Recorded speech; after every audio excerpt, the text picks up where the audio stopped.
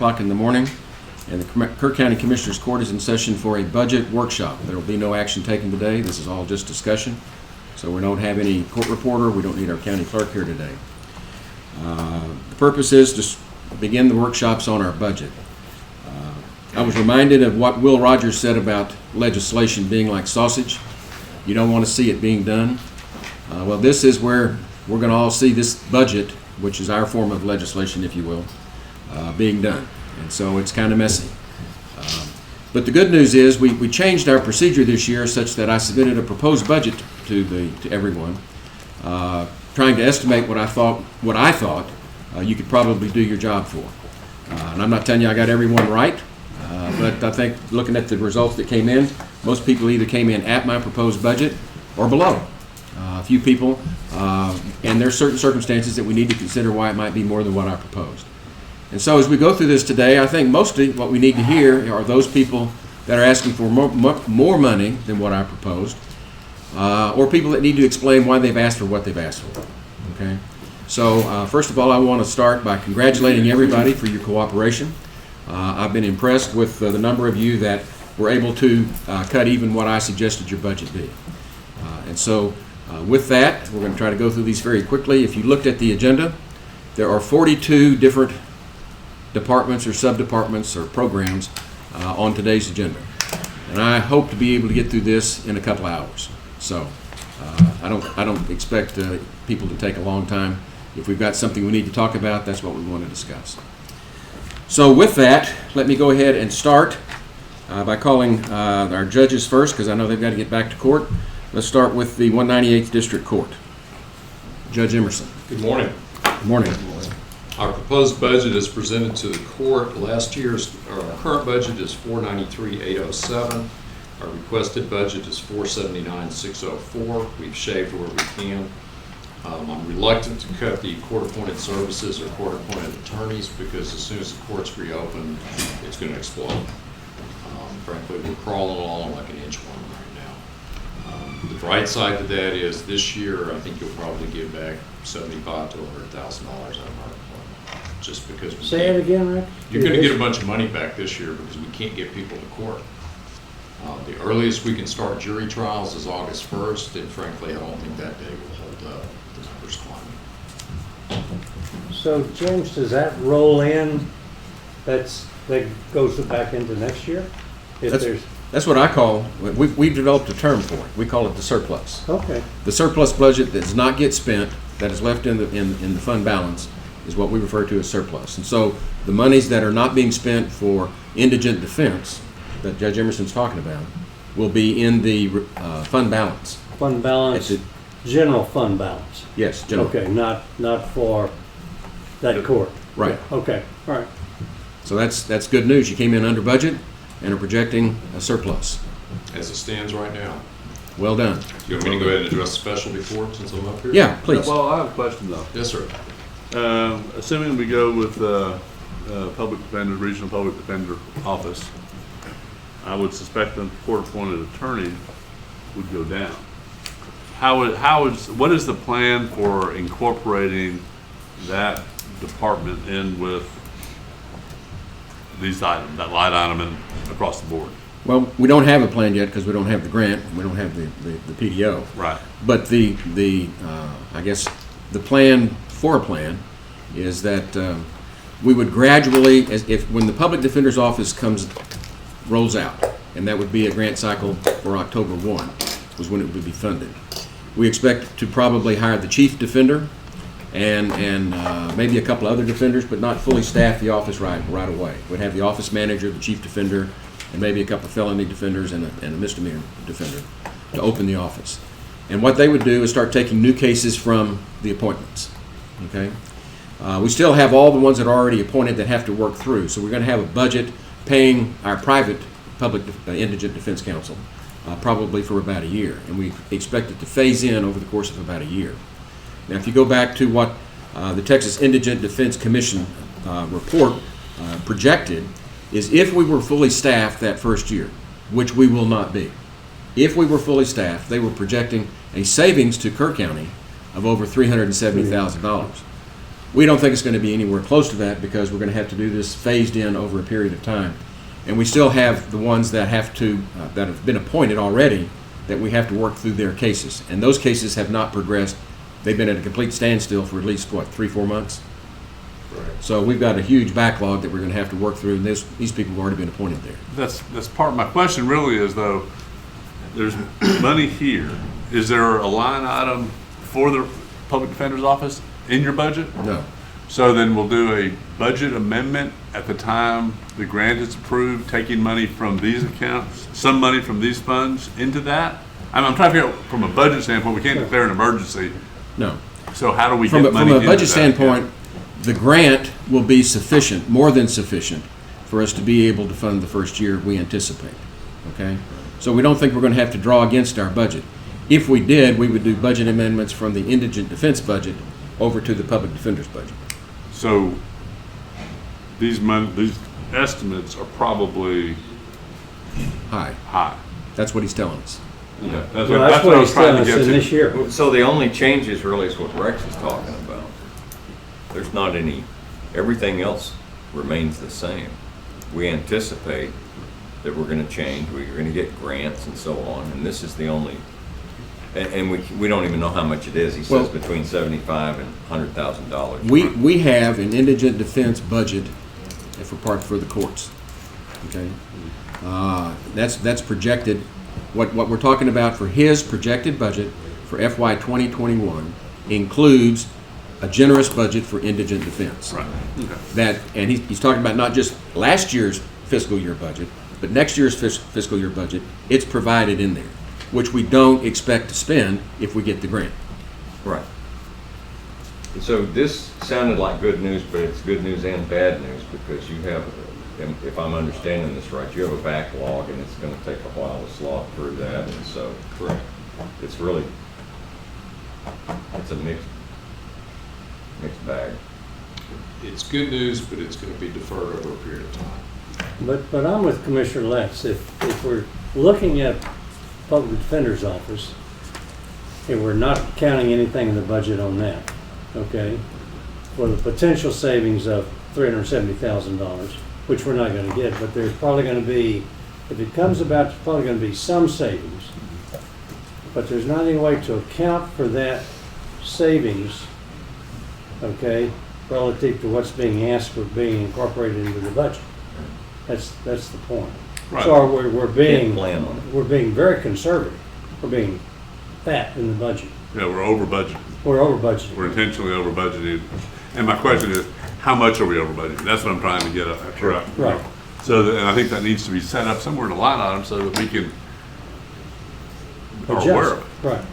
And I don't know how to do that yet. Well, that was going to be my question. How do we figure that out? So anyway, but I think it's something that we need to look at because we are over budgeting in this line item, it looks like. And, you know, if the grant gets turned down, we may need the money. Well, at this point, we're not counting those chickens before that egg hatches. Right. So if we get the grant, yes, we've over budgeted. If we don't get the grant, I think we budgeted prudently. Right. Yeah, right. Yeah, if we don't get a public defender's office at all, period, right, then we're budgeted accurately. Eggs have to hatch. And don't forget that some of this surplus that he's talking about for this fiscal year, funds that did not get spent because we could not get these cases to trial. When it goes back into general fund, we're still going to have to pay those defenders 3 months down the road, 4 months down the road, whenever these cases come to trial. Yeah. We're going to have to pay them, and we may have. That's why we did not cut the budget for indigent defense at this time. Are there any other expenses that would come out of that? In the interim? Court-appointed services.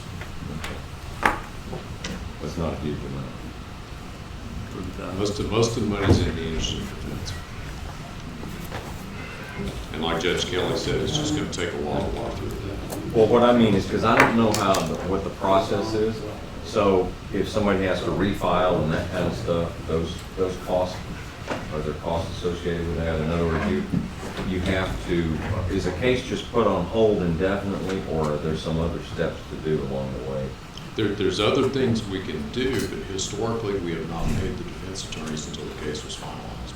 Okay, So the bill's continuing to grow without ever being presented. that's kind of what I was, it's adding up. Yes. Yes.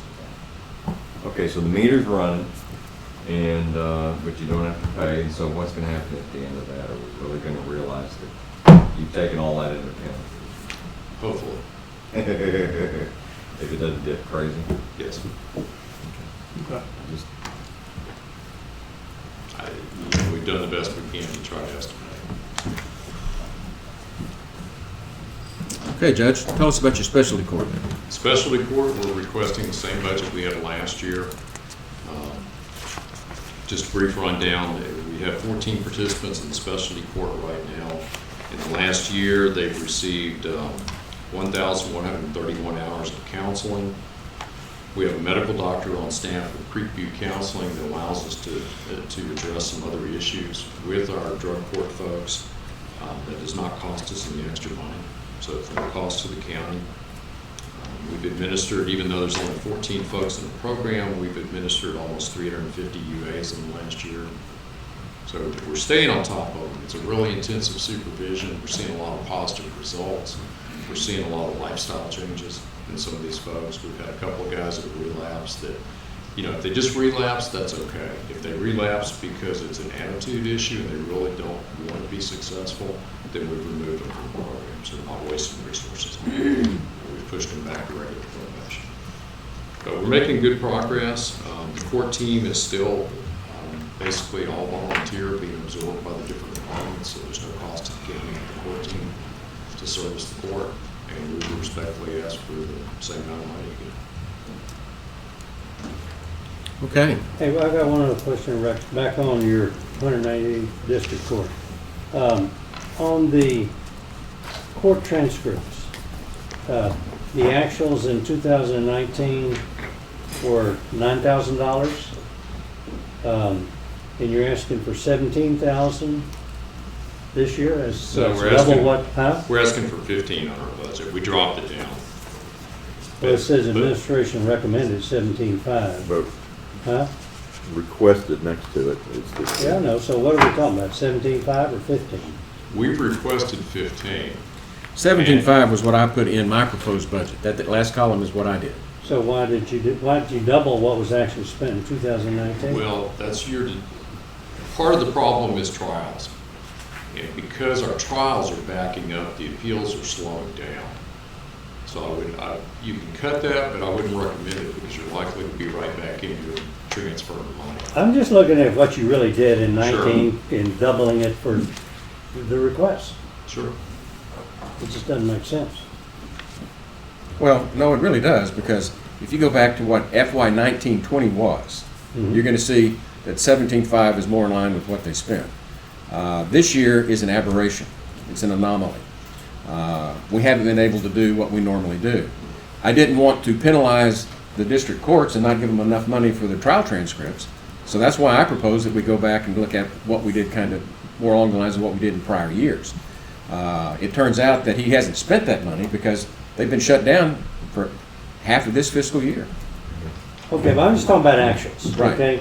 And This year actual 6,000, okay, forget that because COVID. Last year was 9,000 actual, not budget, okay? And so the request is double what was actual the previous year. It's not that big a deal, but it's just in the If you go- policy of trying to Right. get a balanced budget. I don't see why we double something like that. And beside that, he asked for 15 and we gave him 17.5 in the request. Well, that was just a proposal. If you look back over in FY 16-17, when he has a year with a lot of trials, it blows up quickly. That was almost $17,000. And so I was just planning for worst case. But I appreciate that he thinks he can do it for less. Yeah.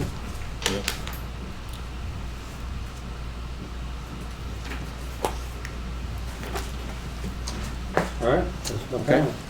Okay, I think we'll- thank you very much. Appreciate you Thank coming y'all. down. Appreciate it. Okay, Judge Patello, 216th District Court. Morning, Commissioners. Morning. I could shorten it up and say basically ditto to what Judge Emerson did, but the You'll see, I guess, this year, we've got a current budget of 487,077. The administration was recommending pretty much right at the same number, 477,077, and we're requesting 476,574, so just a few hundred under. But otherwise, we're facing all the same issues that you just discussed with the 198. And in fact, if you look at transcripts, it's the same thing. We go back a few years, they had a bad year, had a lot of expense. And so we're trying to stay fairly close to that. So it looks like we'll come in with a pretty good surplus in this one as well, probably, right? Well, with the indigent defense figures, The projected year? Yeah. it's likely, but I think, again, it's just a hidden thing right now because nothing's happening. Right.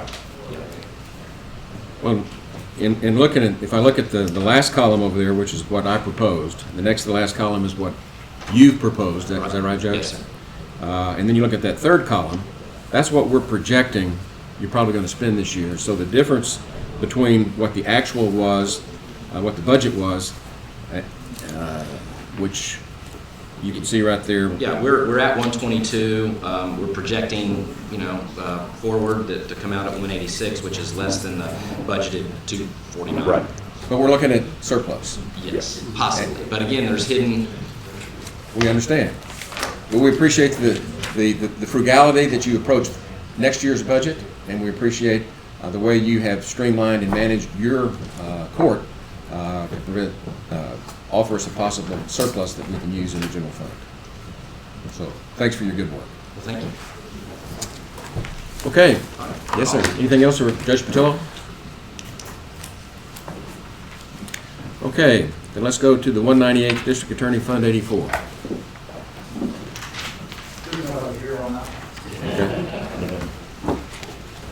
I'll second that. Good morning. Morning, how are you? Good. Well, we're starting the sausage process, so how are we? Let's see, we're fine, and I'm going to get ready to tell you how fine we are. Oh, We good. are, Number of days out? Rob, let somebody else do it, okay? You're one of those guys that somebody starts the joke, and Rob's going to tell you the punchline. 190. 190 days. 190 eternity-long days. Congratulations. Any questions of ours? Our budget is identical to last year's. Our office, and the same thing with the 216th office, are a little different than some of the other departments because we are actually an income generating office to you guys. So let me give you that. And I got this, Kyle got this in James. Yeah, just give it to him, we'll pass him around. Well, you're handing these out. What happens to you on the committees you and I serve on that we're appointed to? That's it's coming up here. Oh, it's coming up. We don't have to do that until after this one. Oh, okay. How about we work to let Jonathan know about it? It's usually third week of September.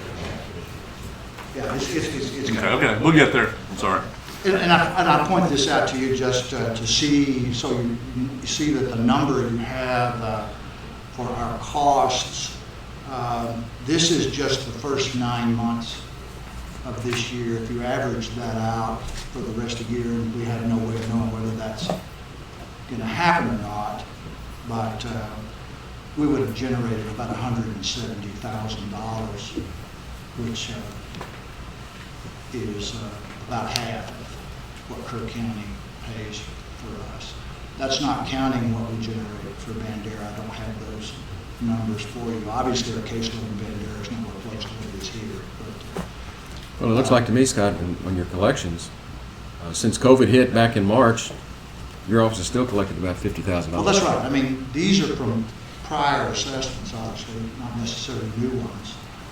So, I mean, if we were to stop today, there's still going to be income coming in for a while all these people pay off.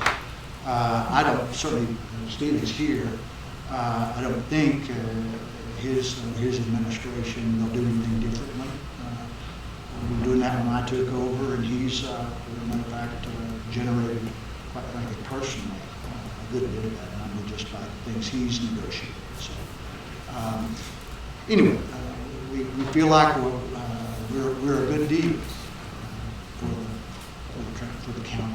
Next got on line item 486, professional services. Playing my game of looking at actuals.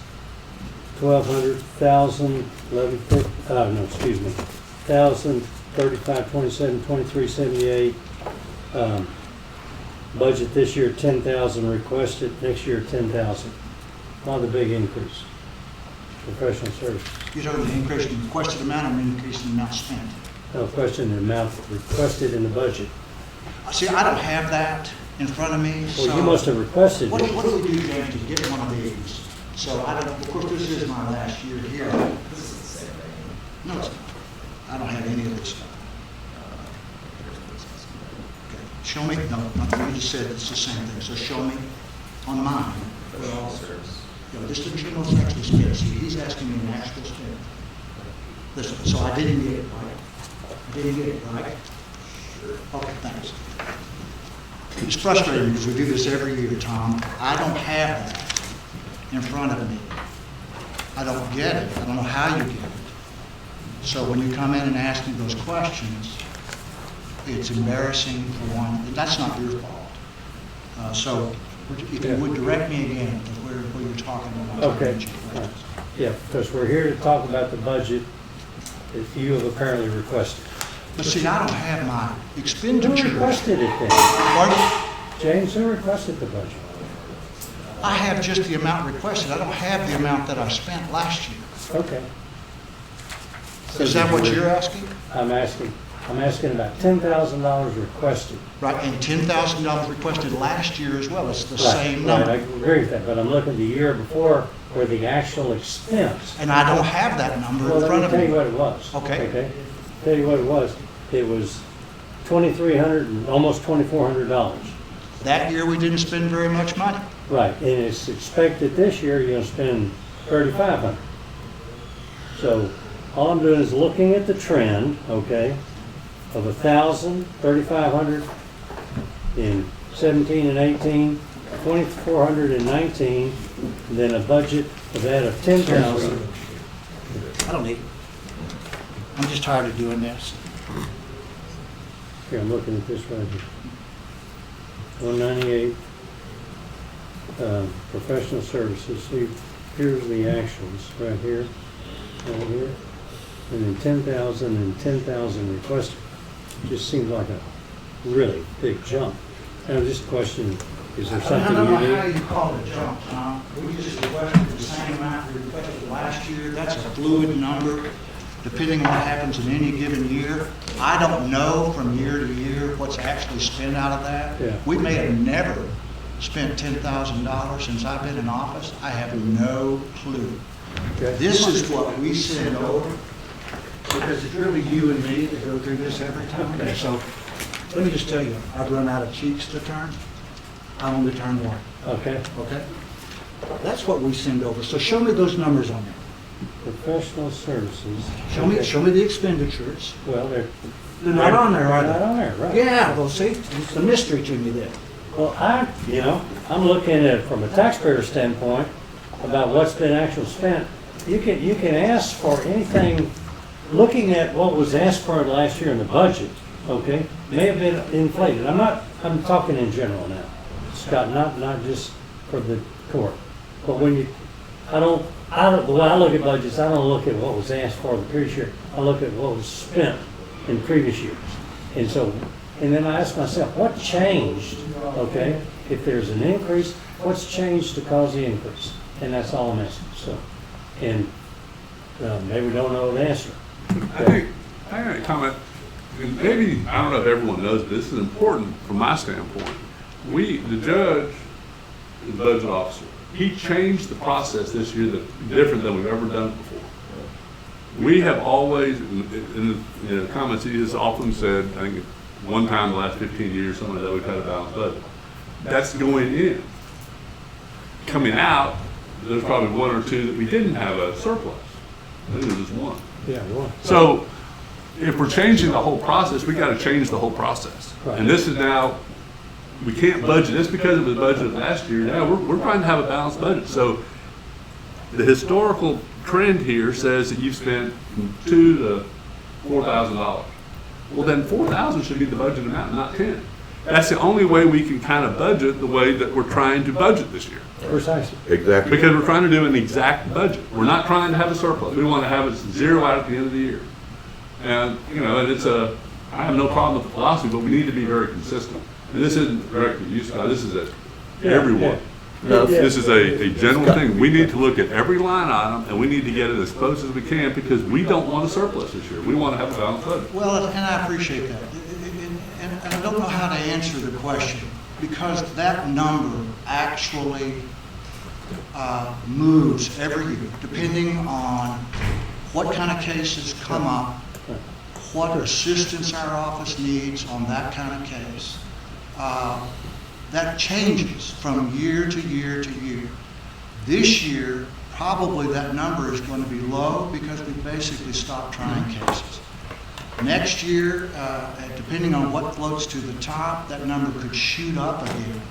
So we just left it the same. I haven't paid attention to what, and that certainly is legitimate grounds on that one to go back and say, well, we can shave part off of that one. I just can't tell you that number's going to change or not. For example, this year we may have so many appeals, and a third party handles our appellate work.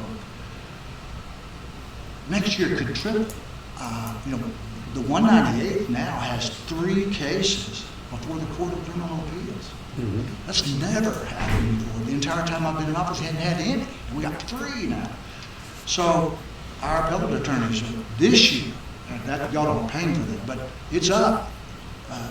Next year could be back. We just don't have any way of knowing.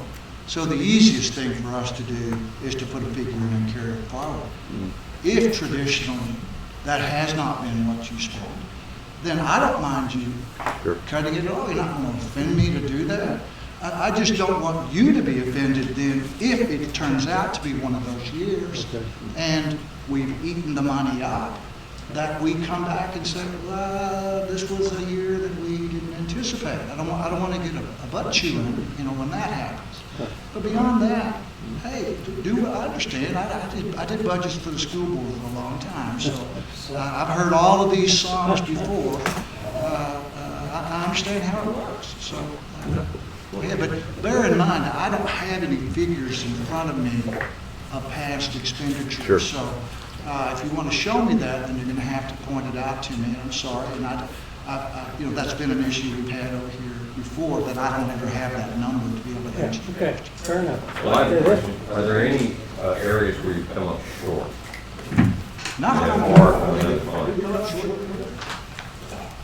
You're always well-funded. Yeah.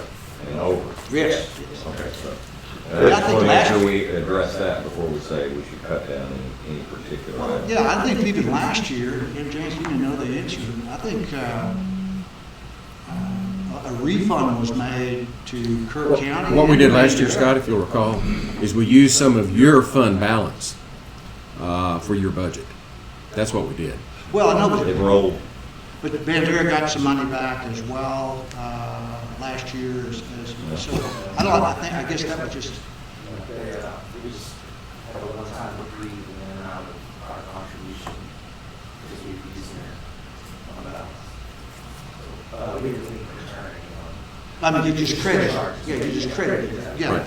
but so you got a discount, and I assume that the money that was credited was accumulated over the years for money Yes. that was not expended. Those were surplus from your budget that accumulated over years that we used last year to try to reduce the deficit. We may do the same this year, depending on where we end up. Right. Yeah, So in that case, there may be no reason to leave a lot of these at the same level after that. well, in that respect, yeah. You'd probably cut back on several. Well, yeah, it could be. Again, it's just one of those things that this year's been such a screwy year. And just, if you indulge me just for a second. Well, looking at, 80% of the cases that come to our office plead out tradition. The mindset of a defendant and a defense lawyer in a lot of respects on pleading out, the hammer that you have to encourage them to take a deed is you're set for trial tomorrow. You can take this, and if you don't, we'll see you, because when the jury panel comes in, we're not negotiating anymore. We don't have that. We don't have the incentive to push the cases through because we don't have trials. So our backlog is just staggering as to what it's going to be. Now, we've stopped indicting certain kind of cases. We used to indict based on presumptive tests for drugs. Now we don't even do it unless we have the lab results back, so we don't carry these people forward. We don't keep having these defense attorneys show up for pretrials where there's nothing to do because we don't have the lab results. So we have significantly slowed down. And I'm inclined to agree with Rex. We're being told we're not going to be allowed to have jury trials until August. I'd be shocked if that's not changed and not moved off. I wouldn't be shocked if we don't have jury trials the rest of the year. So we don't have a lot of incentive. The only thing we could significantly do now, and I think probably none of us want to do this, is go to those people that we said, you need to go to prison. And we're not talking to you about anything other than you're going to prison. We could go to those people and say, we'll give you probation. We could probably move a bunch of cases in and we'll put a lot of people back on the street that don't need to be back on the street. We've not done that. We've not backed away from our positions as to what appropriate punishment should be. And hopefully we're not there. But other than that, we don't have any way to really to get these things moved on. We suspect that the Board of Pardons and Paroles is going to start paroling people out of county jail. We don't have any way to know that. But we think that's going to start happening on state jail felonies and third-degree felonies. They won't even go to T's. They stay here the entire time. What does that do to your threat of putting somebody in prison? Pardon? What does that do to the? They're paroled. Nothing. They just, if it's a third-degree felony or a state jail felony, they're just not going to get moved, and as soon as they've equaled the time that they would have had to serve up there, they're letting them out here rather than sending them on up there, which means they're really not in a hurry to get the people out of the county jails. So Rusty's got people down there that have been down there for a while, and we're not seeing any signs that they're going to come get them anytime soon. Well, They serve their time locally. Yeah. And let me say to your credit, because I don't think the commissioners appreciate what the 198th does. The 198th probably has the highest percentage of plea bargains and deals that are made. And when we talk about the club being those trials, they only have 11 criminal trial weeks a year. 11. And we got how many cases a year? 30 to 50 a month. 30 to 50 a month, and we got 11 weeks out of the year. And so they've done an amazing job of getting these plea deals and getting these fines collected with what little we have. We have a major shortage of available trial weeks for criminal cases in Kerr County because we're splitting them pretty much 50-50 with our sister counties next door.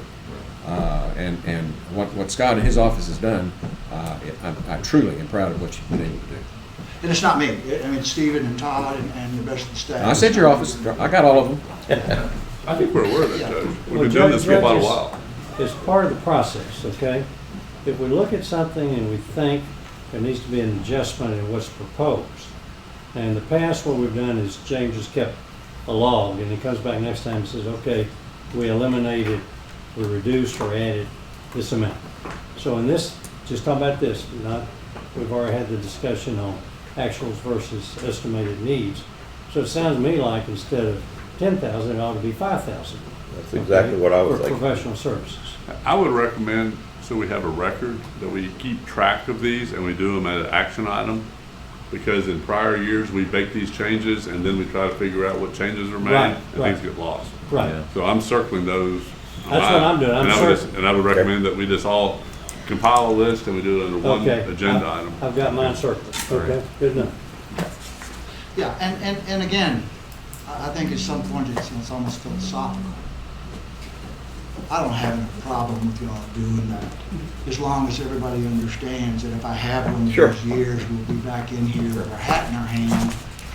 We just don't know. But to the extent that that's what it's been the last few years, I don't blame you. That is a way to make it look different. Hopefully, we can keep our fingers crossed. I don't think any number is going to shoot up in between now and September. After September, who knows? Okay. How, and this is really not a budget question, but I guess it's related. You brought up about jury trials. If I guess you're entitled to a jury trial, Right. and the state won't let you have a jury trial, how does that get reconciled? Well, I mean, it is an excuse or a recognized, defense isn't exactly the word, exception to speedy trial is that your docket is full. But those people who have requested a speedy trial, and believe it or not too many make that demand, because they'd rather stay here than go to TDC. Right. They just get moved up to the top of the trial list. Each month, we kind of have a priority system as to what is first. And it's going to be in jail the longest. We'll factor in their severity of the crime. We try not to try too many state jail felonies when we've got first-degree felonies sitting over there. Speedy Trial Act bumps you to the top of the deal, but still,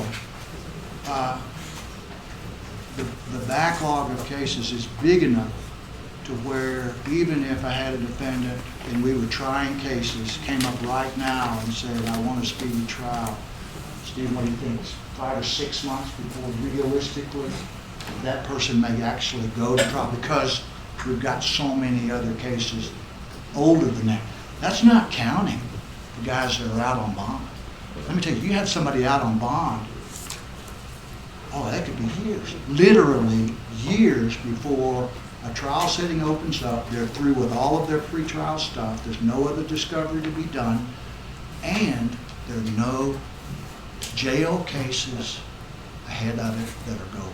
So a speedy trial doesn't really mean very much. Doesn't really mean Okay. very much. That answers it. And most don't want one, Right. as you They said. don't want one. Because if it's a question of staying here, if their family's here, they get money in their account, as Rusty can tell you, $20 in the commissary every month, and the children are here, and the spouse is here. And the longer they're not in jail and not in trouble, the better it looks when they Well, do go. exactly, and they're getting credit for the time. You know, Okay. But the reason that I asked the question I did about all of your lines, you know, you're never short, so it's not going to be a danger to cut this or maybe some other line. Well, I after we mean, look at I what certainly, you spent. what I say, I think I would characterize it is that it's an acceptable risk. Yeah, okay. That you can do that and possibly not have it. Again, it's those things again change from year to year. Sometimes it's a big number, sometimes it's not. We've traditionally over budgeted those as far as the actual numbers. So if that's something that you want to cut back on, understanding that that could change, then hey, I understand. I got you. But I Anything did else? want you to know that we are covering as much as we can. I mean, that's not a thought process when we go into this. We believe that somebody, if you hit them in the pocketbook, for some people, that's the only punishment they get. So we do that, and you can see. Sure. Anything I else know with for this staff? one, you guys are going to miss me, especially Tom. We're gonna pay you to come back. Well, This budget. maybe Stephen will invite me back next year just to come back for this project. Be a consultant. Yeah, I'll just sit here. Well, we have to say we love you anyway. And he'll say, you said, don't make me put him up here. You know what it was like. I apologize for the frustration, but. No frustration. Yeah. These are testy times for all of us. Well, it is, and it's not so much I begrudge the question, is that I don't have the information in front of me. And that's been something historically that's happened, and so I don't know how to respond to the questions. Well, as part of the process, James, maybe we need in the future to give all of the departments, let me finish, all the departments historical data, okay? They have Okay, staff that that's has what I access to this 24/7. And if they don't, they're calling. Okay. Very good. Then I apologize. All right. One more person that's going to be wiping tears out of their eyes when my taillights are. Well, we will sorely miss your sense of humor. Do we look at your forfeiture, the forfeiture fund? Is it, it's not on the list. Do we ever look at that here? No. You're not supposed to. Why? I'm serious. I mean, the other one, the one that we had the, Judge Evans and me. That's the forfeiture budget. Right. So we can't look at it here. I can just look at Actually, it's that. specifically in the statute that you're not allowed to look Oh, at okay. that. All right. And that would be something that a grand jury would probably Oh, be okay. asking you questions about. Okay, so- for you to do. It was a trick question since you knew the rules. Yeah, they frown on those things overlap, and we always go to Mr. Burr and say, I don't know how, it's asking you to not know something. How do you do that when you've got somebody that does both budgets, that they're not allowed to know that on the other budget? Okay, I inherited that, from my predecessor. So you're going to stay on that, in that position after you leave office? I'm just, Yeah, hell will freeze over before. Any other questions, guys? Okay. Is that all we have? Okay. Okay. Thank you, Scott. Thanks, You bet. Scott. Okay, Mitzi, you've been sitting there waiting for this. Are you ready? I'm pretty simple. I looked at your budget. It looks like it's pretty much what it was. The difference between my recommendations and what you requested basically are things you have no control over with regard to salary and FICA. Am I missing something? I don't believe so. I can tell you that I may be coming at this a little bit too conservatively. Hopefully we'll be all right. Just given that September 1st, our jurisdictional limit increases to 20,000. So, but we're gonna try to keep it the same and see if we can operate on it that way. We will have a surplus this year of essentially our entire conference budget at $3,000 because OCA has allowed us to do all of our continuing education this year online. So there's our surplus. Okay. Any questions for Ms. French? The only difference is the salaries. Yeah, if you look up there at the administrative assistant salary, you'll see there's about $1,000 difference there. And then if you look down at FICA, you'll see there's a few $100s difference. That was the only difference. And my recommendation for you was based upon what you did the year before, so it looks like we're pretty consistent with what your actual expenses really are. Right. We try to operate conservatively and essentially under the same budget that I think I have been since I took office. So And we appreciate that. we'll Thank see you. if we can do it another year. Okay. All right. Good. Thank Any other you. questions for Ms. French? No, it's just that, but salaries are, we're not looking at increases, Well, are we? there's No, that's nothing they can do longevity. about it. Okay, When Okay. those, Yeah, we can't do there you anything go. about those. okay, very good. I have one question, and it's about the meetings you talked about, Mitzi. Is this was the travel expenses or registration or which? So You said the all- meetings that under they- conferences. The conferences. Conference budget includes all of our registration fees, our hotel fees, Everything. our travel fees, and we haven't had any because we were just There were doing it none, there via were no internet. Zoom meetings or anything. OCA usually requires we do at least, I think, at least on my part, 20 hours in live hearings and live training, and that's all been waived this year. You get them all online. Right. All online. So is it? Yes, we still do them, but they're online. Yeah, have you heard that that might continue, the online stuff, and continue to So, see? I'm actually on the clerk education committee with the JPCA, and at this time, we're still planning on having live training next year. Of course, next year is also a legislative year, so we'll have legislative update workshops. But They're, I guess, planning on implementing some social distancing in the hotels and things of that nature. That doesn't mean it won't all change, so I don't know is the answer. Yeah. Your crystal ball is as good as ours, right? Thanks. Thanks, Thank Mitzi. you. Okay, next is Constable Precinct 2. Kyle. Good morning. There we go. Was able to shave a little bit in the budget here on fuel and uniforms. We had a one-time in 4-year increase on the bond. It's actual savings over the 4 years going through another company. So instead of the $50 a year that we were doing every year, it's only going to be $140, and it's a one-time, and it covers a 4-year bond.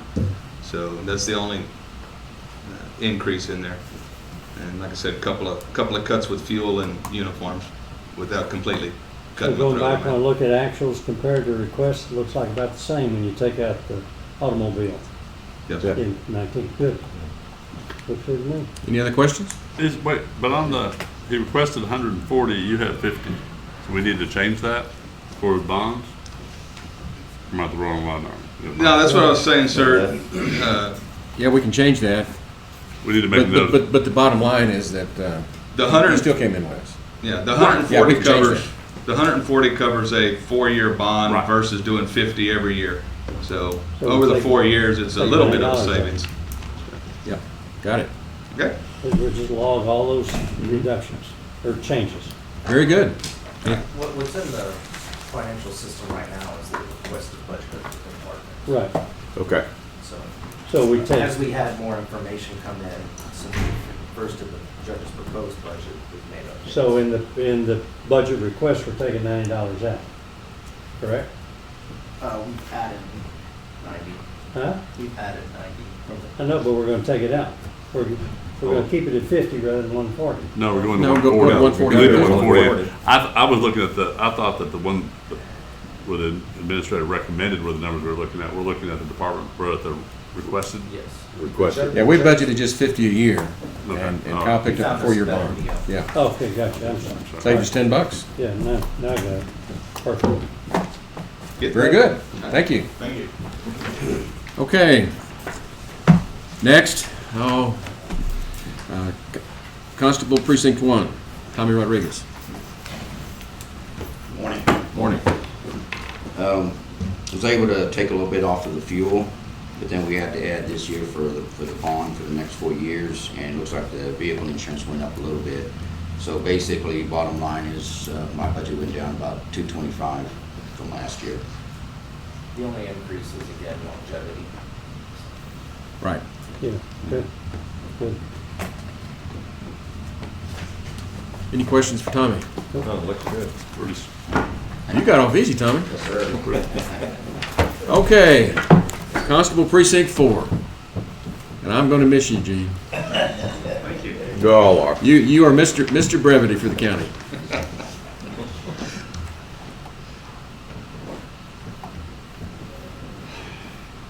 You're not gonna say anything now. We put in uniform allowance back in for the new guy that's coming.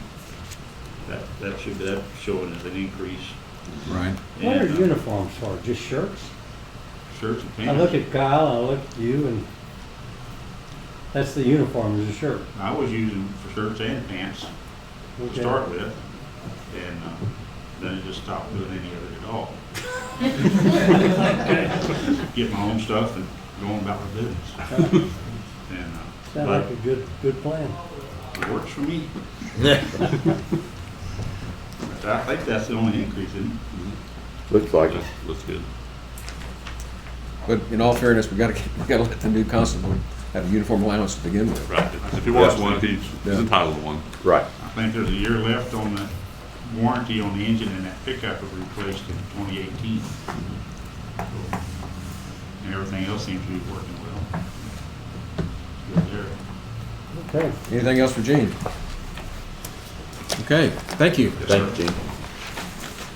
Okay. Uh-oh. Why don't we take about a 5-minute break and then we'll come back and start with all the sheriff stuff. I think that'll be a good plan. We'll be in recess.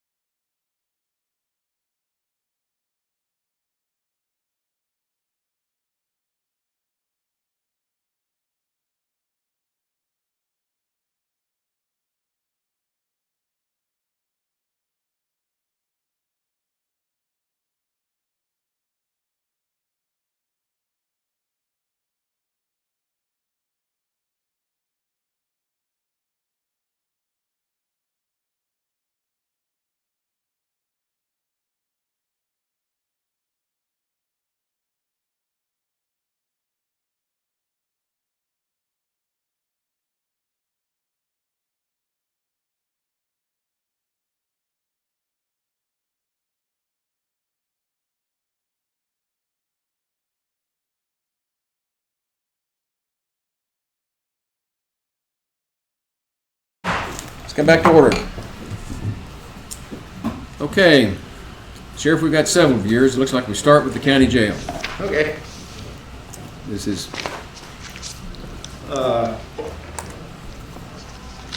Just to start out, we'll go through some of the items that I made changes on. Most of them did go down. The overall jail budget from this current year to next year with my request, now I don't figure in salaries, that's done otherwise, but it dropped $28,748.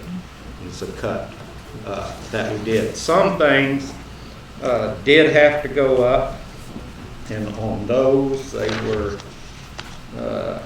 well, Sheriff, let me clarify for the commissioners, Okay. try to get everybody plugged in how I did my proposed budget. I basically went for the county jail and took your budget from last year, and that's that's the core of what my recommendations were. right. Right? And what I'm seeing you do is you come back and said, yeah, it's going to be pretty close to that. There's just a few changes. Right, I went into it line item by line item, Right. kind of looking at what's actual, what's trending, okay, what are we doing right now? If you look at such as prisoner meals, okay? Last year, the current budget was like $382,260. What I'm requesting is $393,120.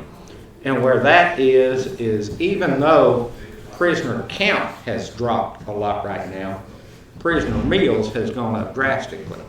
Last year, I was able to figure in prisoner meal costs at about $1.28 a meal, because we do our own. This year, I'm looking at over $1.40. We're paying that right now. The actual food cost is going, we met with Ben Keith, one of the vendors, and said something's got to happen. And they're having the same issue. You know, it's something that we realize, you know, COVID, whatever the purpose, but food costs have gone up drastically. And to be honest, I don't see them coming back down. And so I calculated it on trying to average out how many inmates I thought we might end up with, you know, because we are down. But such as on June the 10th, for that week prior to June the 10th, our meal cost was $1.43 a meal. Okay, so it is going up quite a bit. The Sheriff, you ready to change to another line item?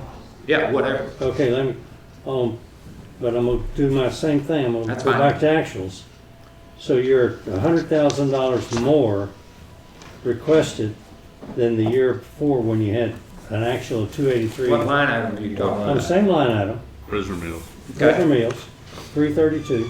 Okay. So 283,000 actual, so 100,000, so that's a 25% increase.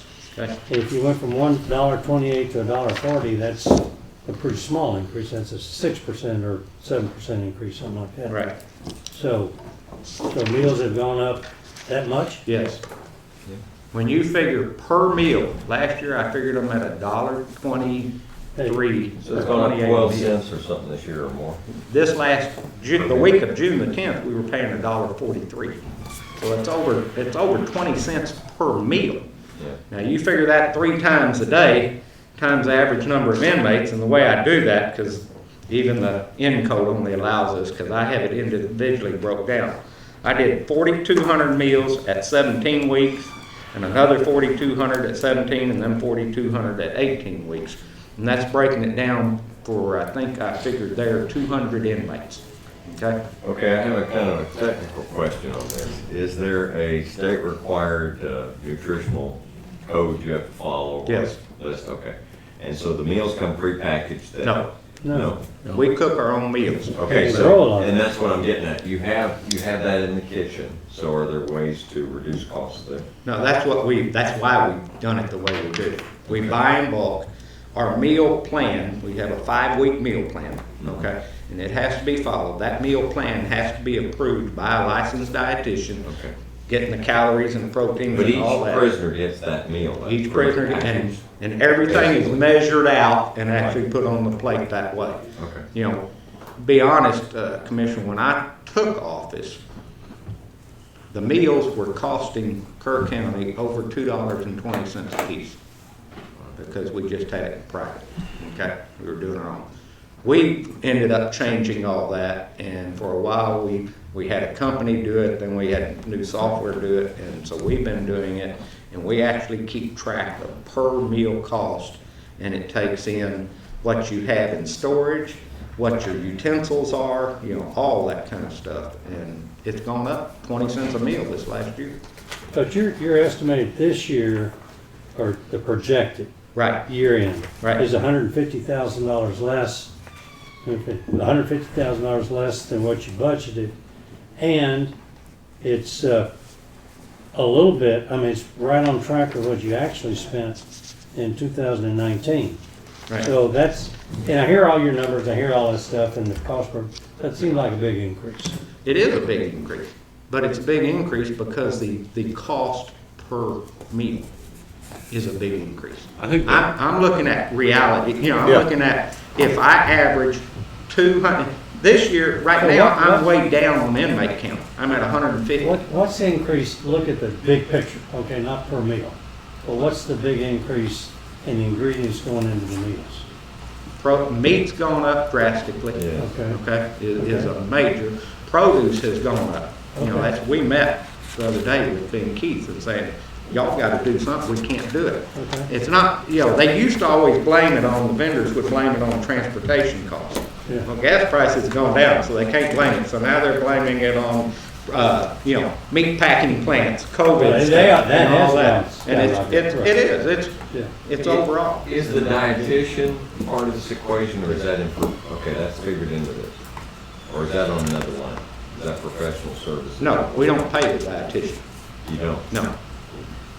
We use the same We have a dietitian, and they volunteer just do it, dietitian. yeah. You know, we were using the same one the school district used for a long time. It's good. It's just, we do the meal plan, we send it to them, they look Oh, I at it see. and look at the breakdown and tell us, does this meet the nutritional standards that we're required to have? The disconnect, I think, the rest of you're saying that milk costs have gone up 18%, Yep. and your budget's gone up 25%. Yeah. That's the Okay. disconnect. But anyway. Now, on reality, because where we're at right now, Commissioner, is 150 inmates, okay? I plan this because sooner or later, we're gonna have to start accepting more and more. You know, the courts, Scott's telling you, okay? There's probably 400 indictments that aren't even being presented yet because of this, whether they're drug charges or what. Sooner or later, they're gonna have to start moving the courts. Before all this started, okay, halfway through last year, we were averaging 250 to 260 inmates. I'm at 150 now. So there's Keep two this reasons, out. cost of food going up and the number of inmates. And the projected number of inmates is gonna be. That's kind of answers it. Okay, good, thank you. So what I'm thinking about is, you know, how they saved $1 million leaving one olive off the salad? You know that story, right? No.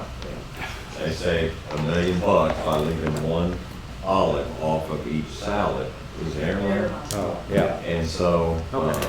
you might consider that, you know, just if you got some one little thing there. And no olives on the salad. No olive. They don't get olives on the salad. They don't Just get a in the lot of that. martinis. They don't get the martinis either. Happy hour. Yeah, I really am, you know, I give them heck because I get a weekly printout of everything that occurs, just to let you have an idea. This is the program we use and how we configure this, okay? How many meals were served that week, what utensils, what the meal cost, it's actually what we do. So it is to the T of what we When you do. talk about the utensils, are you talking about replacement costs or? Plastic spoons, things like that. Disposable. Okay. They don't get stainless steel Ah, no. utensils. I thought you meant, you were talking Make good about knives kitchen and and then you stuff. said utensils. and I'm No, thinking, utensils are your things you have to give for the, You can amortize those, I'm sure. yeah. Rusty, one more question. Yes, sir. On 563, or no, 499, I'm sorry. $4.99, Yes, sir. okay? That jumps way up compared to others. What are you expecting, or Which what? one's $4.99? Miscellaneous. Miscellaneous. Oh, yes, I did. That is And what I added in there that makes that jump, let me get to that.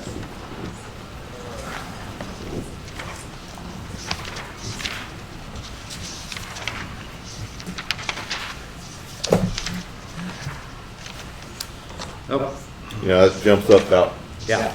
over $16,000. Yes. From 900 and something. Right. One thing I added in there for next year, and I'm looking at doing it the rest of this year, but I think we can get it through the grant, is called video magistration.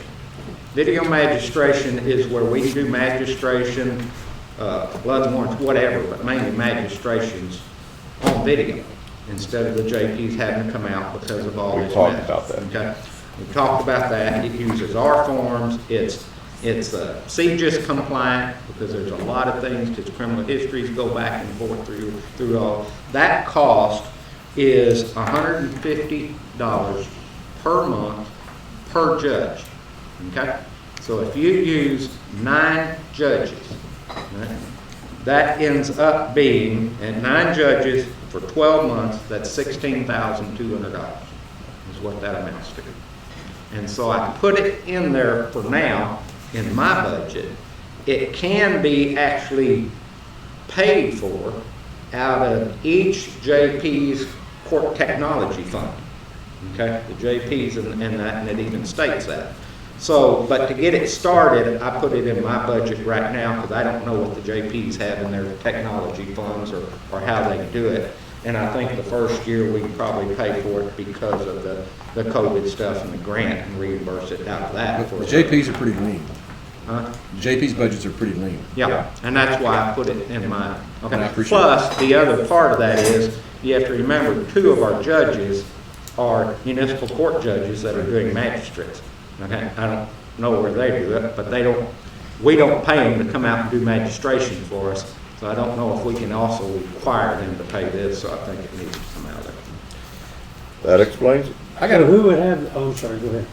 no, Who would have the savings then if you did this system, the video?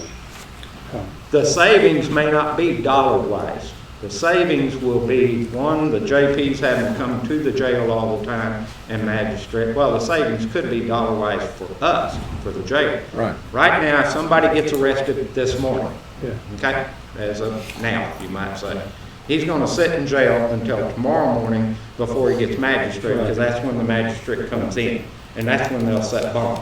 If we have this program, he could get magistrated in an hour after getting to the jail. Okay. And if he gets magistrated and bond set then, he could actually make bond and get out of jail today instead of spending another day in jail waiting to get out tomorrow. The other issue you have is nobody hardly on the outside has medical issues. But as soon as they get to that jail, they do. Okay? And in the first 24-hour period, I may end up with them at the emergency room, which we're paying for out of our pocket, and, you know, that doesn't get paid for out of that contract. So we you have the expense in there, but you don't have the potential savings anywhere in the budget. Yeah, I can't quantify that. Can't, but Well, wait a minute. If we're trying to do it realistic, okay, so you have an expense in there, but you don't have an offset in the savings. Because I can't say what that, if there would be. Okay? The offset could be keeping somebody, Right. you know, from having hospital Okay. issues, getting somebody out of bond quicker. It could be, you know, all kind of, just the saving of the magistrates having to come down. I mean, there's a lot of different deals that there's no way I can put the it savings on. will come from less exposure to that prisoner. Yeah. Possibly. Meals, Everything. medical, Right. everything. Moving them through the system faster. Quick. Yeah. I've got a question. I'm looking at prisoner medical, 333. Yes.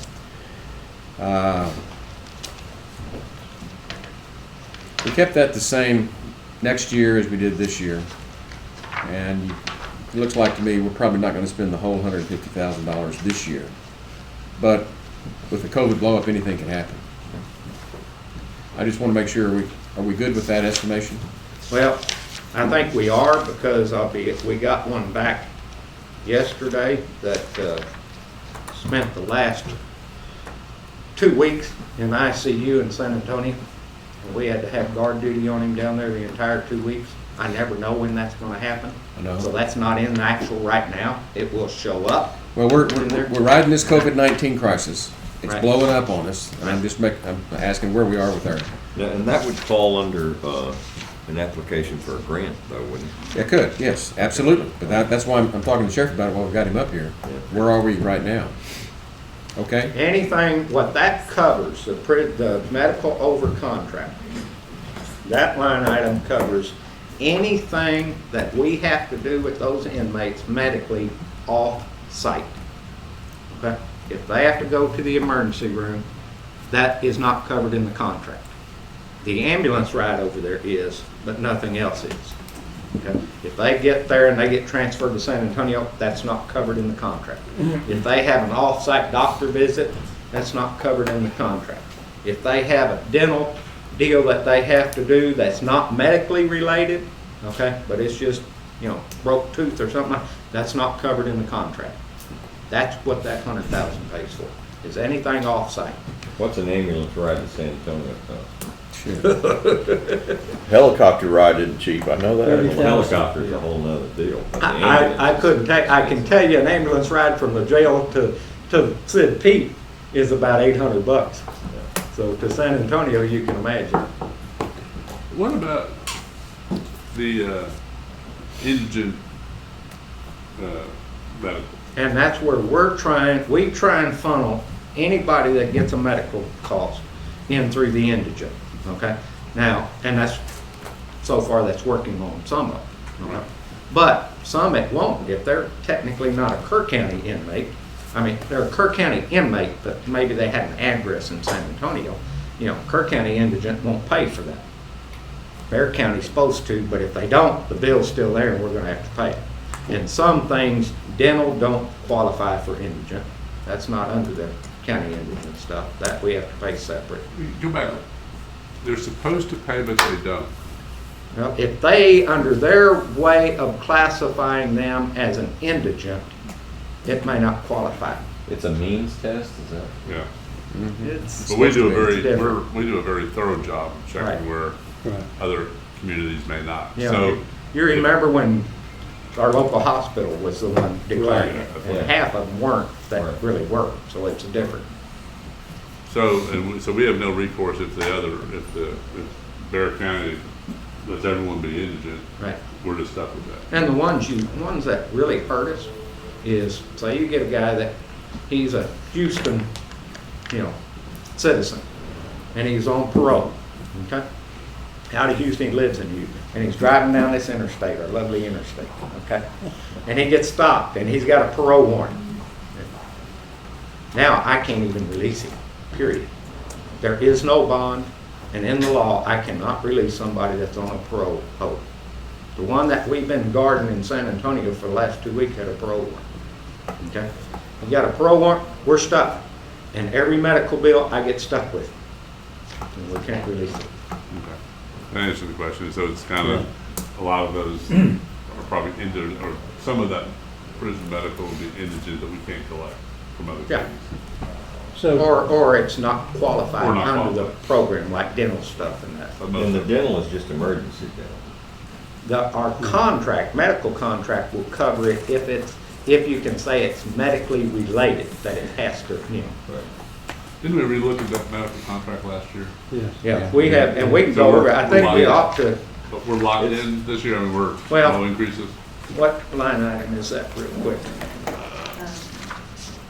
Medical is 333. 340. 340? is the contract. Okay, Oh, I think you ought contract. to know this. This is our contract that we're in, and it goes up normally every year by whatever the CPI is, okay? So I sent them a deal wondering what it's gonna be this year, and this is another thing that I think we ought to really pay attention to. If you look at the U.S. urban consumers, U.S. city average by expenditure category, the CPI that we all use normally. But you have to look under the medical services. You know what that went up this year? I'm sure you'll tell me. Yeah, because I had argued it with them. and they showed it to me, and I had it in black and white, okay? For April 2020 is what they had to go by. It went up 5.8% for medical services. That's the CPI increase.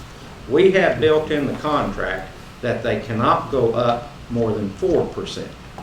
And I didn't like that. So I called them and talked to them. We argued it back and forth for a few days, and they cut our CPI increase to 3%.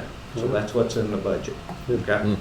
But I think I think we ought to look at that. Well, you got it below the maximum, so that's good. The max is 5.8, but the max in our budget is 4, and That's what I'm our talking about. contract, You got it down to and 3. we got them down to 3. So, Good job. So procedurally, Judge, and James, and Tanya, so in the contract medical line item 340, Rusty's requested 938, and then your administrative recommended, Judge, is 70,000 more than that. That was his budget last year, if you look over I at it. understand, but I'm just saying 70,000 more, okay, than what he's requesting. So how do we account for that as we go forward? We're gonna go Put back in what I requested, it dropped. and we're gonna use 938? Yes. Yeah. Okay, so okay. We're So using that, the- and that's what James, okay. And the 938, it reflects the 3% increase? Yes. The other reason it dropped a little bit is once we hit a 200 ADP, average daily population, then it goes up a little bit more. But we've been under that 200 average daily, and I think we will for most of this next, so I didn't figure in that increase. So we're taking Rusty's request, if we go through this, sound like we all agree with the Rusty's request, that's what we're putting in there, not the recommended. Yeah. Okay, Yeah. good deal.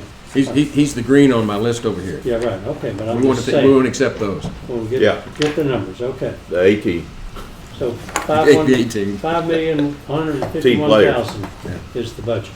What I have Request. for that budget is 5,143,525, but I don't have all the salary changes probably in there that were Yeah. done, because I don't do that, so there may be a little bit of difference Okay, there. gotcha. That's where I got the 28,748 savings in that budget. Okay. Good job. Appreciate it. Well, I have one more, and this is Oh, I about your figured. radio repairs. It's not a big one, but there's a disparity in what you're spending and what the budget is. So you've got, Which line item is that? you're on 453. Got it? It's just repairs, and I know you can't ever Yeah, know for sure. You can't predict those, but they've it's, been above and below. yeah. Yeah, but guys, that's what doing budgets is about. You have an estimate. I'm not Well, saying it's you know it exactly. $16,000, whereas, you know, you've Okay, spent. hold on, we changed some things around in that. 453? Yeah, 453. You get, Oh, okay, I skipped ahead. We're still on the jail. oh, you looked at the church. I'm looking There ahead. is that, Yeah. yeah. I We'll thought get we to were- I that. thought we were Jail's only moving on. 2,800. Okay. Yeah. Yeah. Okay, anything else on the jail? Okay, let's go and move over to Sheriff's Department. So can you answer that one? That's your first one? Yeah. 453, I sure will. Hold on. I know it's unpredictable, but that's a pretty good pad in there. Everything's unpredictable. Sure. You did bring it down to 6,000. Yeah, Yeah, he trimmed Okay, quite I've a got bit. Death and taxes. my request is 6,000. Yeah, that's true. Yeah. We're working off of this. The question is how we Let's just talk bumped it about up so high taxes, last I'm with year. you. All right. And what that is I put in $5,000 for actual repairs. And then it costs us about, anywhere from $25 to $50 to reprogram radios. Okay? And with the change in leadership there's going to be, there's probably going in radio program, if I key up the mic, it shows who I am to dispatch. It logs that. And if you have change in personnel, those radios got to be reprogrammed so that you can show those changes. Okay? But that's down by So I 10,000. only put in 1,000 for that even, so 6,000 total. You got 6,000. And All right. what about, 330? 330. Operating expense. Yeah, I changed some of that too. Yeah, that went up from, That, that about tripled. Yep. Some of that, It's got an explanation in there. he always does, he's fair. No, but I mean, Oh. in his backup, he explains. okay, 330, operating expense. A lot of that is going to be body cameras. Some of those that were out, we're gonna have to replace. They're over 1,000 apiece. And then operating expense itself, what that covers is things such as deputy business cards. There's gonna be a lot of changes in that with the new sheriff coming in, and it's not just one deputy, it's every deputy's business cards will have to be changed, because the card actually shows who the sheriff is, who the deputy is, and the appropriate phone numbers. Your ticket forms, there's a whole lot of forms with the new sheriff coming in that are gonna have to be changed to having, their information on it. Sure. So that's Like what. transition. The transition. Okay. Everybody picked out your cards out here? I You sure you wanna leave? Yeah. Yeah, it's done. That part's To done. give you an idea of what I have, just so you're aware of the bottom line. And I know we did cut the request from 8 cars, which we had this year, I cut it to 7 cars for next year. Okay? And I would truly encourage this court to stay with 7 new cars a year from now on. That's what it's gonna take to rotate and keep that out, keep that accurate if you can. So that cut that new cars from 440,783 last year to 413,092 this year. And there's going to be some expenses in there because the body style's changing next year. Okay? There's nothing I can do about, but we've had the same body style for a few years, so you can use some things over. It changes next year. We can't use them over. So all in all, they cut $310,047 out of the sheriff's office budget. What those cuts are, the biggest part of it was gasoline. I refigured it at a lot lower with where we are now. We had a final payment on one set of cars roll off, and we had a final payment, I believe, on our Motorola radio system roll off. So it's not that I did such a great job cutting, but it's some things rolled off that we don't have, so it allowed us to show that cut of over $310,000 out of the sheriff's office budget. So the 156,000, this is kind of like the public defender office. There may be a different way to finance that, which would come out of this budget, correct? Right. And we work the budget both ways. We're prepared to talk, we can finance them. On the cars? Yeah. If we do on a CO. Yeah, if you do them on a CO, you cut another $413,000 out of my budget. That's right. Right. Yeah. But then it's just risky. Yeah. Well, it's, The only thing and I've told y'all this, and Jonathan was part of this court when we did it, the only thing I would recommend never doing again is something I was in favor of when we did it, because we all thought it was the best thing in the world. You did CO, and we replaced 15 cars in 2010. And we got rid of a bunch of old cars, but we had 15 2010 cars.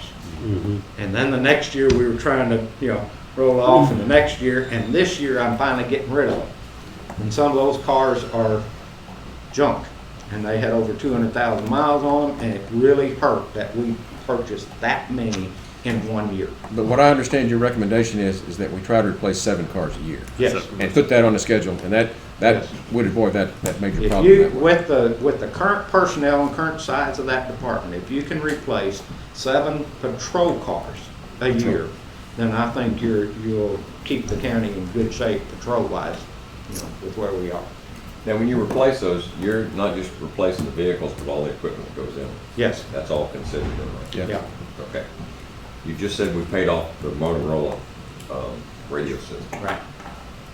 Is there a place in your budget to do that again, replace it again? I mean, No. how expensive is That it? Motorola radio system was about $1.2 million. That's what I'm saying. So that's paid off over time.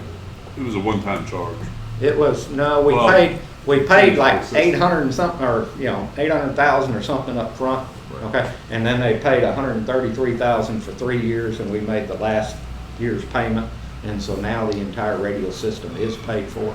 But it's getting obsolete as we speak. So- It's got a good maintenance contract. If you look in my maintenance contract, you're also paying Motorola about 50,000 a year for maintenance and upgrades on it, so it's staying. So it'll be upgraded as they come out with new stuff.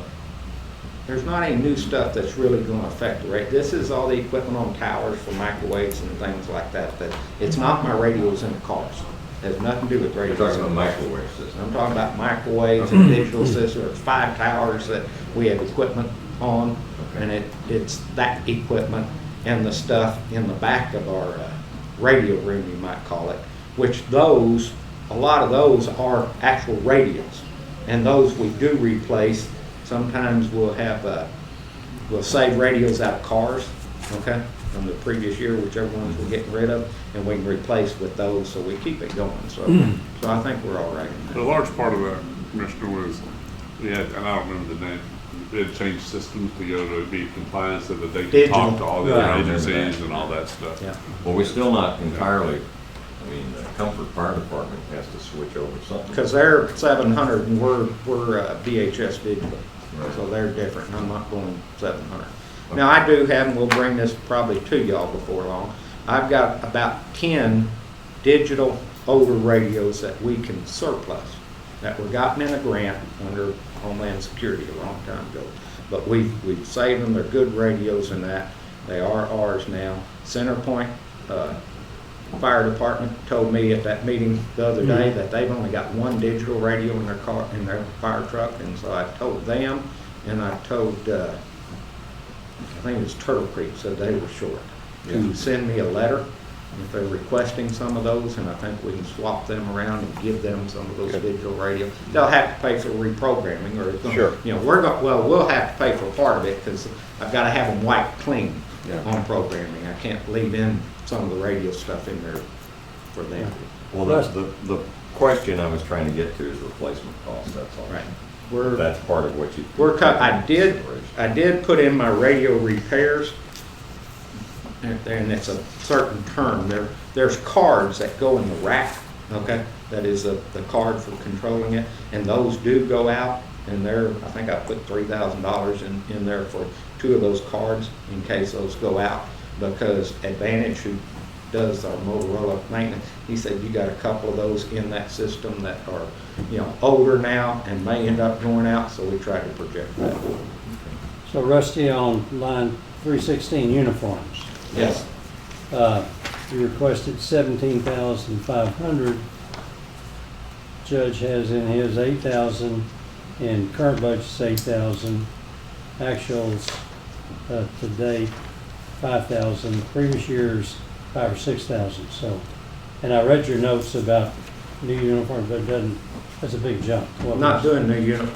What that is we have 5 jackets in there for dispatch. I have 15 jackets for patrol, and jackets are $120 a piece. I have 15 Class A uniform, which are Class A is our dress uniforms, the white shirt for patrol and that, if they had to go to funerals or things like that, court appearances, that's Class A.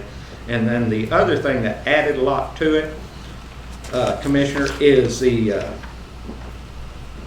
we don't have mounts for the body camera on the jackets, okay? And those mounts are $70 a piece. And what it does is so that body camera can mount to the jacket without being covered up by the jacket when it's mounted on his uniform. And you can't change it around all the time, so you have to have a different mount for it without having it put great big holes and ruin your jacket. And so I put 26 of those in there. That's another $1,800. So a lot of it is that type of stuff right now for deputies. We're paying $49.65 for shirts, for shirts. And if you put the stripes on them and the patch in that, it adds it up to $54.50. Well, why the big jump this year? Because a lot of officers didn't get uniforms this last year. We haven't spent in the last few years, and I'm afraid that with the new one coming in and everything, there's gonna be some changes. And there's gonna be changes in personnel. And we have a closet full of old uniforms, but that we try and fit for the other guy, because they have to turn them in when they leave, but I can't swear, you Yeah. know, where we are. One size It's does not just the fit all. cost, But that's costs have a gone up. 100% increase. Right. Yeah. What about narcotics investigation? Wait, just before we leave Oh, I'm that, so sorry. where are we I'm gonna, sorry. what are we gonna do? Leave that at 17,000? I mean, he gave a lot of reasons Yeah. for it to go up, and he needs, you know, Shirt it's cost. gonna be the budget for the new sheriff. And there may be some changes. I mean, I think There will be. it's a year, it's kinda like business cards. There could be some changes with some of this stuff, and I think it makes sense to have a little bit more in there. A cushion. It's a percentage-wise, it's a big increase, but dollar-wise, it's not that much. to me. Okay, so I'm still getting, excuse me, trying to get down to our process here. So the budget request is 6.5 million, and judge has 6 million, but the judge doesn't have 400,000 for capital outlay. That's So if we right. accept everything that the In my, judge, in my proposed budget, I had financed those vehicles, and he put them back in the M&O instead of INS. okay, so as we leave this subject this morning, do we leave everything like the sheriff has recommended? So we know what is in every line item? I think that's what you're saying. Yeah. Well, we're not making any decisions today, but I do want to revisit the issue of whether or not we finance these vehicles. And we can do that, but I'm just saying as we say, okay, now let's go to the next subject. We're accepting what's in the budget request, so we know what's in each line item, as opposed to Well, I'm not accepting your request on the vehicles. Well, I mean, I still want to accept- talk about that, but temporarily accepted. The only one that I would say I would ask that you accept my request. My request come in actually lower than what the judge put in. But the only thing I would say that you need to decide on is, under my request, it has the 413,000 for the vehicles.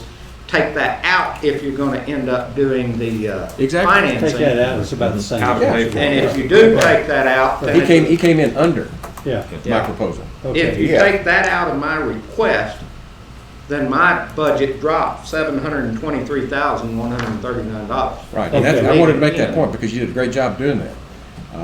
We're just debating on how we want to finance these vehicles. okay. But we're also talking about line item, okay? At some point, we gotta come back and say, yea, verily. Yea, Right, verily to what? Right. Okay, that's what I'm trying to understand. What, Nar- going back, narcotics. and I agree with, I mean, yeah, how we get there, I'm not real positive. I'm just, but on the, going back to 462 capital lease payments. So those are old vehicles and other equipment that we finance through leases?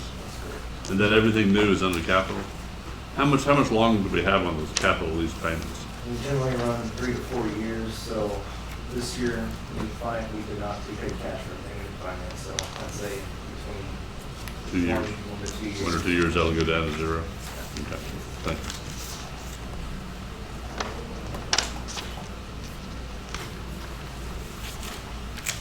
Okay, ready to move on to, Well, he's looking, No, you had, what line item is that? 492. Right. 92? you added $10,000, Right. $5,000. Added $5,000. We doubled it. Right. Or your request doubled. Yes. This year, as you know, we've added and started concentrating on narcotics issues a whole lot more. I have 3 officers that work nothing but narcotics. Okay? And when you're working narcotics, you make undercover purchases, you make a lot of different things in working that. And what that is the expense of a lot of that kind of stuff. It will get ordered as restitution back when these cases go to court, but I have to figure in enough money to be able to run the narcotics unit, and that's what that is. There's not always restitution or conviction. No, there's not always, you don't know, and Recoup a I'll be lot. honest, I also spend some seas funds seizure money into that line item, but I have to be able to keep it going. Yeah, sure. Okay. In fact, this year, I think we spent, besides, it's 5,000 there, but I think we also spent another 4,000 out of forfeiture fund up to this point. It should be more, so you don't see that part in the budget, you see actual expenses, just that. Where does seizure and forfeiture funds show up any place? They don't, you can't They don't. talk about that. It's like. Can we go in executive Scott was session? talking No. about. I understand. But what Scott was saying earlier is the law says you cannot, Right. in any way, shape, or form, rest my budget on a seizure account. Okay. Now, Just I Scott. I'm can, watching or anything. I'm not saying a word. Is the idea that it would create a conflict? I mean, you can't. the idea is you get agencies to go out just to seize That's what I'm money to saying. do a Right. budget and not Conflict, really perform law enforcement. Tell them to write tickets, but you can't tell them to seize. It's an invitation for corruption. Yes, Yes, it would. Yeah, sounds like it. exactly what it is.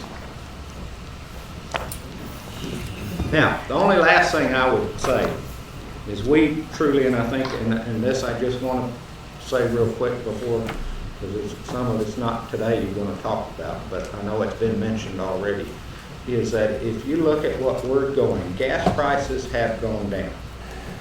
Food prices have gone up drastically. Appraisal prices have gone up drastically. Okay?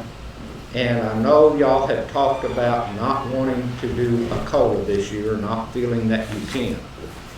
But I would encourage you to without doing tax increases, I understand we're all there, but I would encourage you to seriously consider that our employees are citizens too. And we have really taken a hit on a lot of them, on food, on rent, or on their own cost of living going up. Look what medical CPI went up. Look what food prices have gone up, okay? And I would encourage you, if possible, to seriously look at when you get to that line item of still trying to give your employees a cost of living increase. Because it's gone up drastically this year. Not counting, like everybody else, just the stress and everything else that it's done on families, as COVID did, and the cost of kids being at home and not being in school. It's been a major cost for our employees, as well as everybody else in the community. But the employees kept getting a paycheck and they also got a check from the federal government. That's it, as well as everybody else in the community. Okay. Okay? But I really think that if you have any way possible to consider that. You just got the annex and the jail project? We need to talk, do we need to say anything about those? Not about the end. They look like they're right on track. Right. Annex is just, Yeah. That's good. the cost there. The jail expansion project, I think, what do we have in that right now? We got under 152,000. Okay. I really think we need to look at and get started on replacing other air conditioner units on top of that building. We replaced a bunch through this. The new part has new air conditioners, of course. The old part, some of them got replaced, but in the old part, there's a lot of old units on there. There was like 26 units on top of that old part. And under the remodeling and that, I think a lot of this we seriously need to look at, because those are very expensive units. And I believe they can be purchased out of that expansion project fund, and we need to go forward with that and get some of those units replaced. Let me share something with you that one of the local wholesalers did to me. My units are 20-something years old in my house. So I said, boy, we're gonna have to get rid of those things and put in some of this high efficiency things. He said, don't do it. He said, clean your filters all the time and they may last for another 10 years. He said, but the high efficiency things with all the controls, he said, they're terrible. And he wholesales these things. So all the time, I heard this at the airport the other day, well, we got to replace the air conditioner. Well, because it's old. Well, not necessarily. Just monitor them. I'm saying replace the units on there with new units, but I'll be the first one to jump on that same bandwagon. The new part of the jail has all these new computerized, fancy controlled units. Number one, it takes somebody coming up out of Austin to work on them. Right. Okay? Because nobody around this county can work on them, period. We've already had about 3 compressors go out on them. And when the compressors go out, it contaminates the entire lines in the whole unit. You have to blow them all out and clean Evacuate them. 'em. You know, and none of that's covered under maintenance contracts. And they're extremely difficult to control the same temperature inside those cells. Okay, with those, I would go back, if we could change out every one of those and go back to a thermostat on the wall, I'd tell you, let's do it in a heartbeat. Because You make my case. they're terrible. Yeah. Okay. So how much is left, 152,000 is the balance left in that account, or No. the bond? Pretty close. So do we not need to either spend it or reduce the tax rate due to arbitrage issues? Arbitrage is kind of a different conversation, so we do need to spend it Or apply it to the debt? or apply it to the debt. That would be preferable. I mean, if we don't have a definite thing to do, now, if we need to replace some air conditioners, then we can use it. You're going, in the next couple of years, you're going to be replacing air conditioning units on top of that old part of the jail. And they're expensive. And that's okay to use that money for? Yes. Probably, maybe. Maybe not. Look at it, but if, you know, rather than, we have a tendency to carry things way longer than we should. If we're not gonna, if we can't use it for something like that, that's a legitimate cost, we should refund it or apply it to the debt service. Correct. And then go forward and spend money. I wouldn't think you could use it for that, but that's just my guess. It was used for that in the beginning too, it just we But didn't if you don't replace them need all. to, don't do it. That's what we're saying. Because that remodel took part of up front and part of back, you know, so it was in, but you can look at that. What else? SO equipment donation? That's a revenue count, really. That's, you know, the things we get in donations, it includes, have a lot of things in that, actually, in that whole count. I think the only other true budget I have is courthouse security.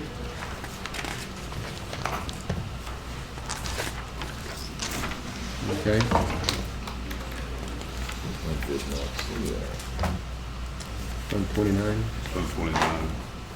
Yeah, it's Fund 29. James, what is Fund Should be right after 29? the sheriff. 29. Huh? Courthouse security. No, Fund What? 29. Yeah, but I mean, why is Should be it, right after the sheriff's. why is it different than? Because That will tell you the Special order. revenue fund, there's certain fees that go Look at that, they give you the order of it. Okay, gotcha. Okay. it's just we So never 6, have 17, enough in those 17. fees to cover the entire budget. Okay, good. So that's why it's also in the budget. Good. It's a different funding mechanism. Some of it's a different funding mechanism, but I think It's what, not self-sufficient. No. So we occasionally have to put, add more tax money to it.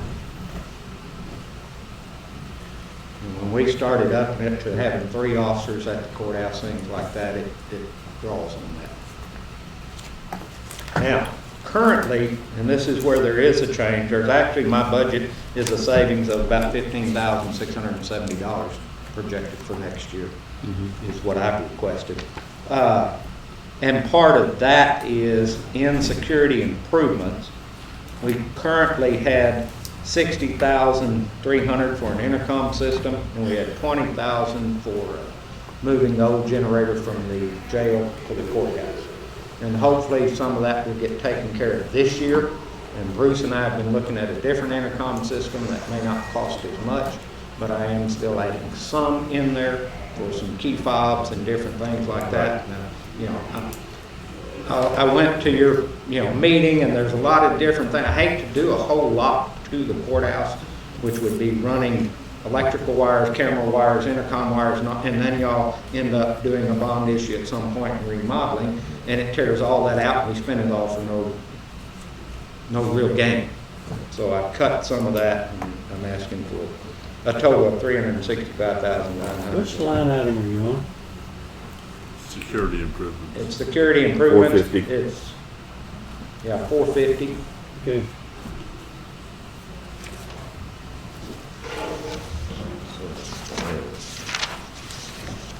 And that's the reason we had the sheriff come talk to the capital improvement planning committee to try to coordinate how we do all this stuff. Sure. And it was a very productive Okay, meeting, good. Good.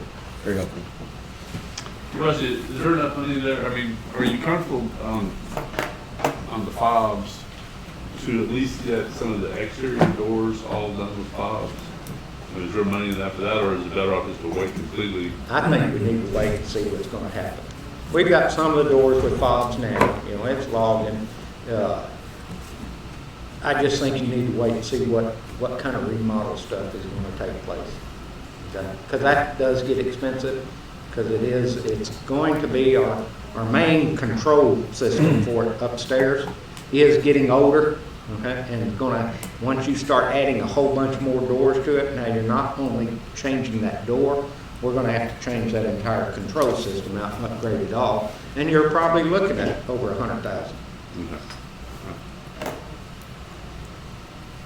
Anything else for the sheriff? Yeah. Well, y'all get all this?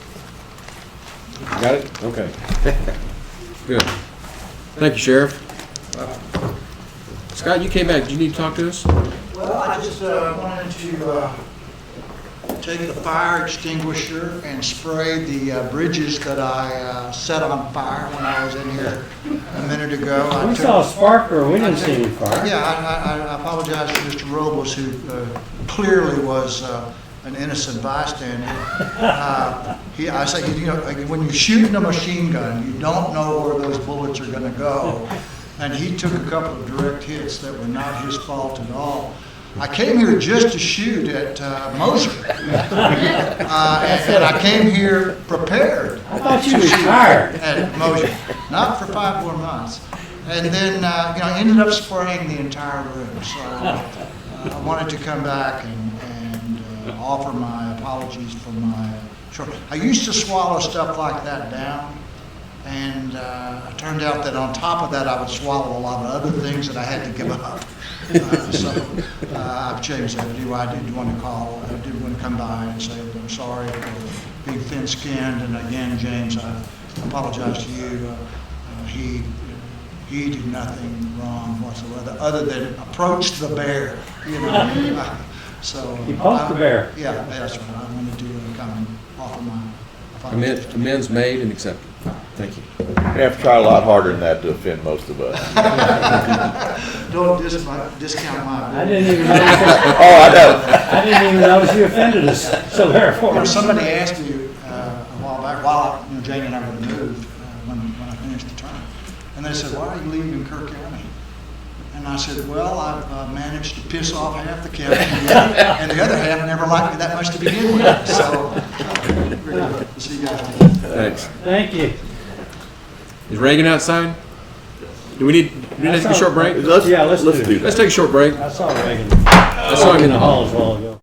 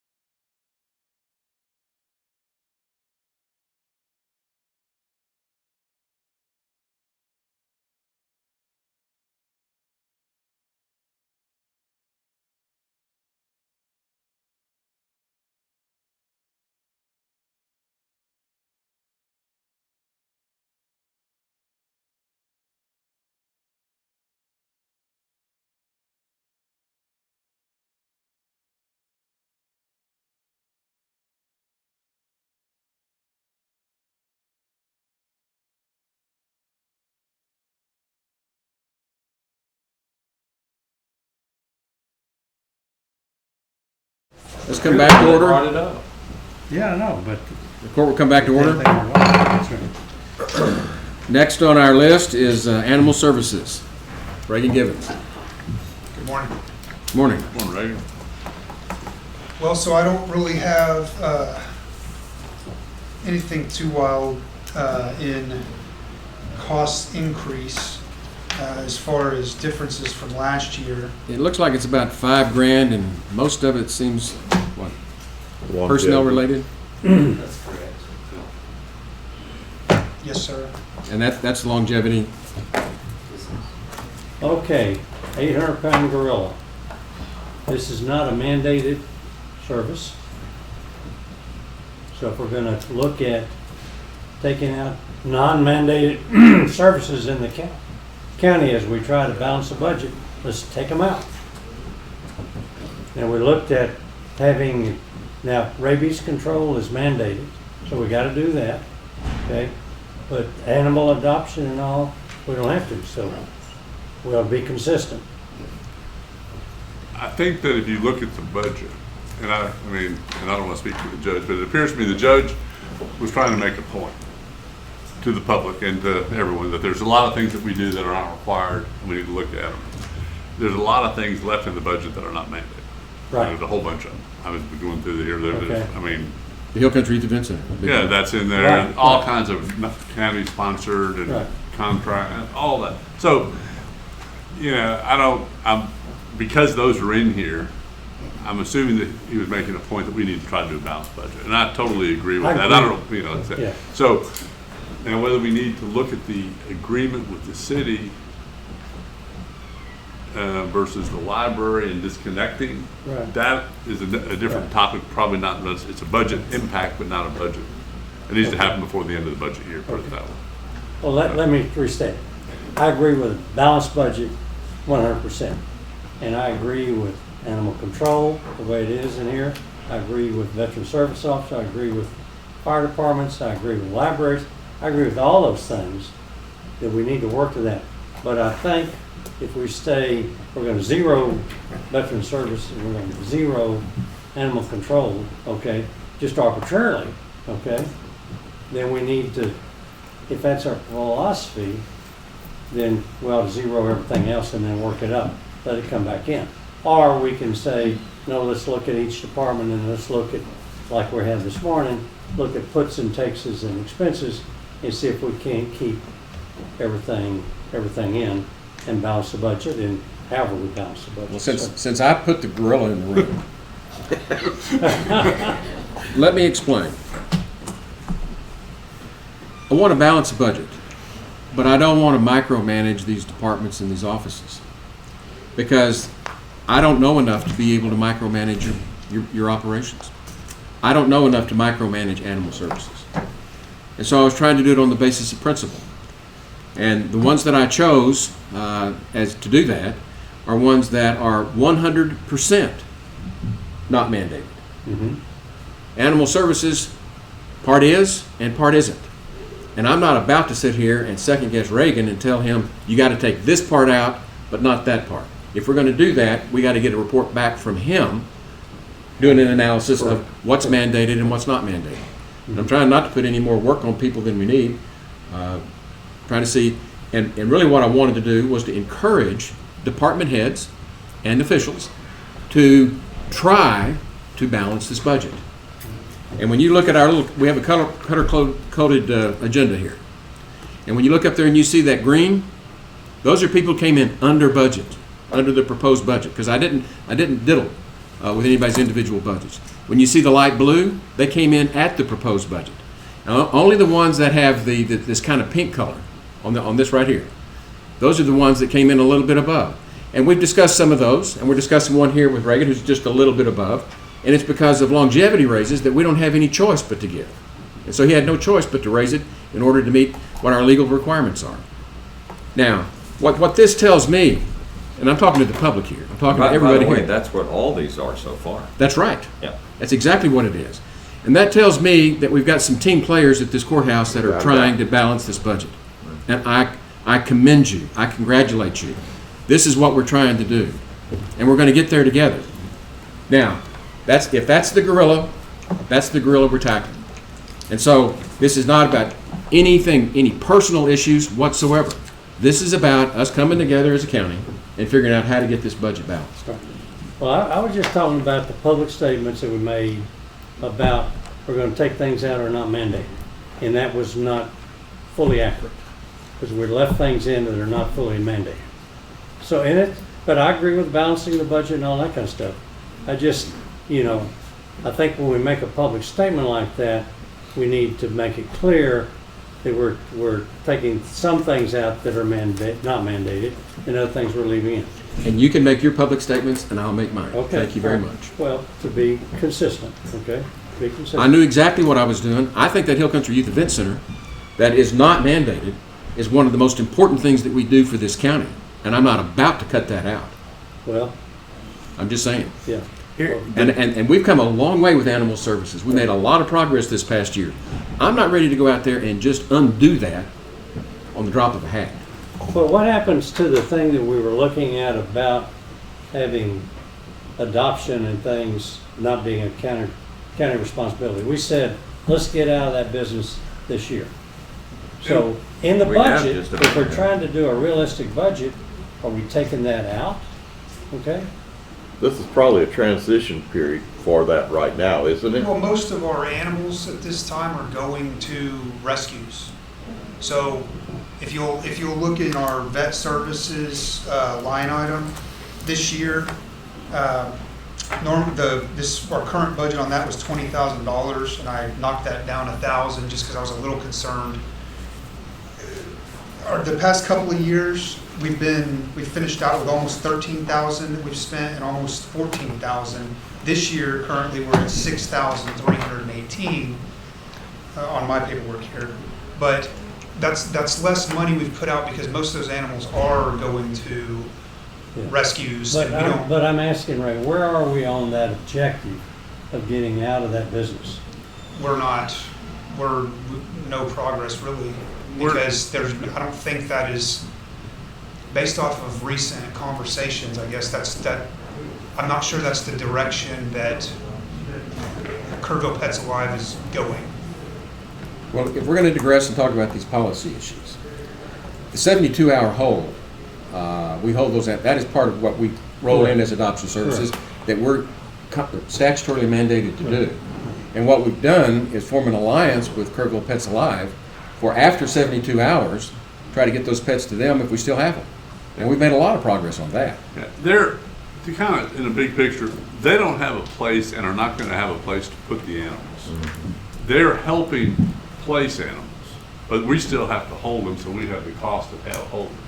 Now, they're also they have a mobile unit trailer that they've acquired, and they're going to try to, by using that, take temporary custody of some of our animals and adopt them out.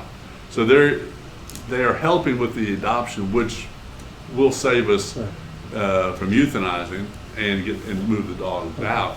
But it's not going to really lower our cost a whole lot until we maybe at some point, if that organization grows big enough to have their own facility. So I guess for budget process, we leave everything's the same.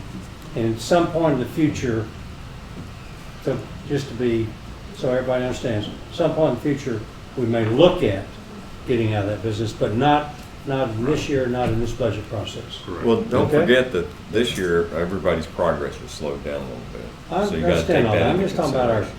general trend where we're Yeah. going. I'm You're talking about the goal. but- The goal was to get out of the Right. adoption business. That's the goal, and still the goal. We're still going, and they are helping us. They are helping take up that. But it's. So from a personnel standpoint, it helps us. It's the goal, but it's not reflected Yeah. in the budget. Right. And that's okay. I just wanted to. The question I have, Reagan, is capital items, and that was Yes. primarily moving the building up to the facility, correct? From what we had last year, yes, sir. Uh, That and some other. And Say it again, John. that Capital outlay. $100,000 was a large part of that, maybe like 75,000 of it, was to move the classroom at the River Star up to the animal control facility, so we had some space. Right. Then that got put on a little bit of hold because we were talking about a bond issue. That bond issue has now been delayed. It was also partially delayed because it's harder to move the building than we thought. Right. Because we thought it was a double wide, two double wides put together, or two single wides put together, and it's not, it's one building. Yeah, right. So it can be moved, but the cost is higher, and then I think, and Shane did a lot of that work. So I guess the question is, do we want to relook at doing that or not? It's not in the budget to do it. They're just short of space as they always have been up Yeah. there. But if the cost of moving it goes up, it becomes less attractive because it's a 1 to 2 year, or probably 2 to 3 year fix. Yeah. If a bond issue passes, but if a bond issue doesn't pass. So anyway, I'm just tossing it out there. Well, and that's why I didn't ask, that's why I didn't request to put it in this time. So We've made do. We've made do this long. I mean, we can And it make truly is make do. Yeah. Yeah. But that's why I requested this 5,000 into the capital outlay, was basically to hold the place together appearance-wise, and, well, I mean, it is, I need to It's your- repaint, we That's your repainted. baling wire bubble gun. Yeah, Yeah. it's for that, and I think 5,000 should be enough. We've done bail and alarm building. A little duct tape. But the question is, you know, realistically, we're looking at 3 years, Judge, would you say, at the earliest to get a new facility? Yeah. So, If we have a bond election in 2021, we won't be able to get to it until 2022 fiscal 2020 year. earliest. 2023 be finished, so, Yeah. you know, and because you have infrastructure, because it's gonna, you know, so you're looking at, so is it worth spending No. the money to make the building a little bit better for 3 years? Yeah, and I applaud Reagan for what he's done, you know. I mean, I've been out there. Yeah. If the public hadn't seen it, you ought to go see what we have to work with out there. Oh, wow. But you've done a marvelous job of keeping this thing going under very adverse conditions. Well, I appreciate it. My main concern right now, honestly, is the kennels themselves and inside.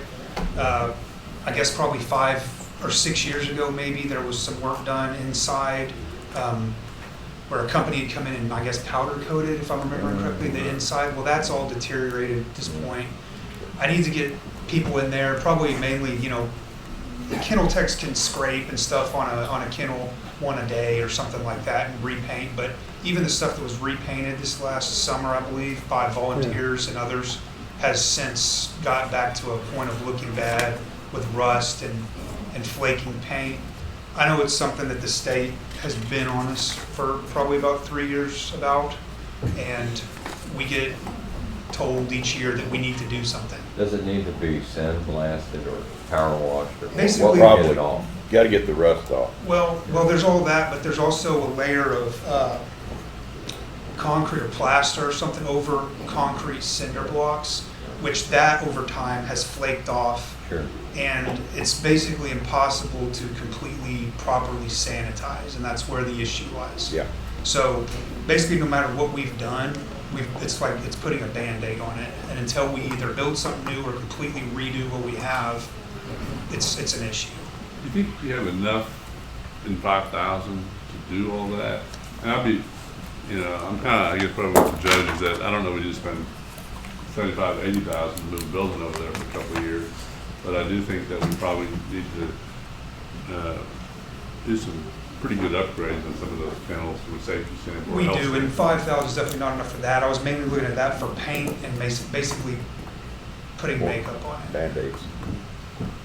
to try to make it to where it's more sealed, and probably some sort of sealant to put over it once we do that will help us be able to sanitize it a little bit better. I look at that a little bit, I mean, I think that's a little bit low in my mind. I mean, because knowing what that facility looks like. So I'd rather spend a little bit more if we need to. Okay. And part of that too was also I didn't know what was going to be happening this next year with that. So, Okay.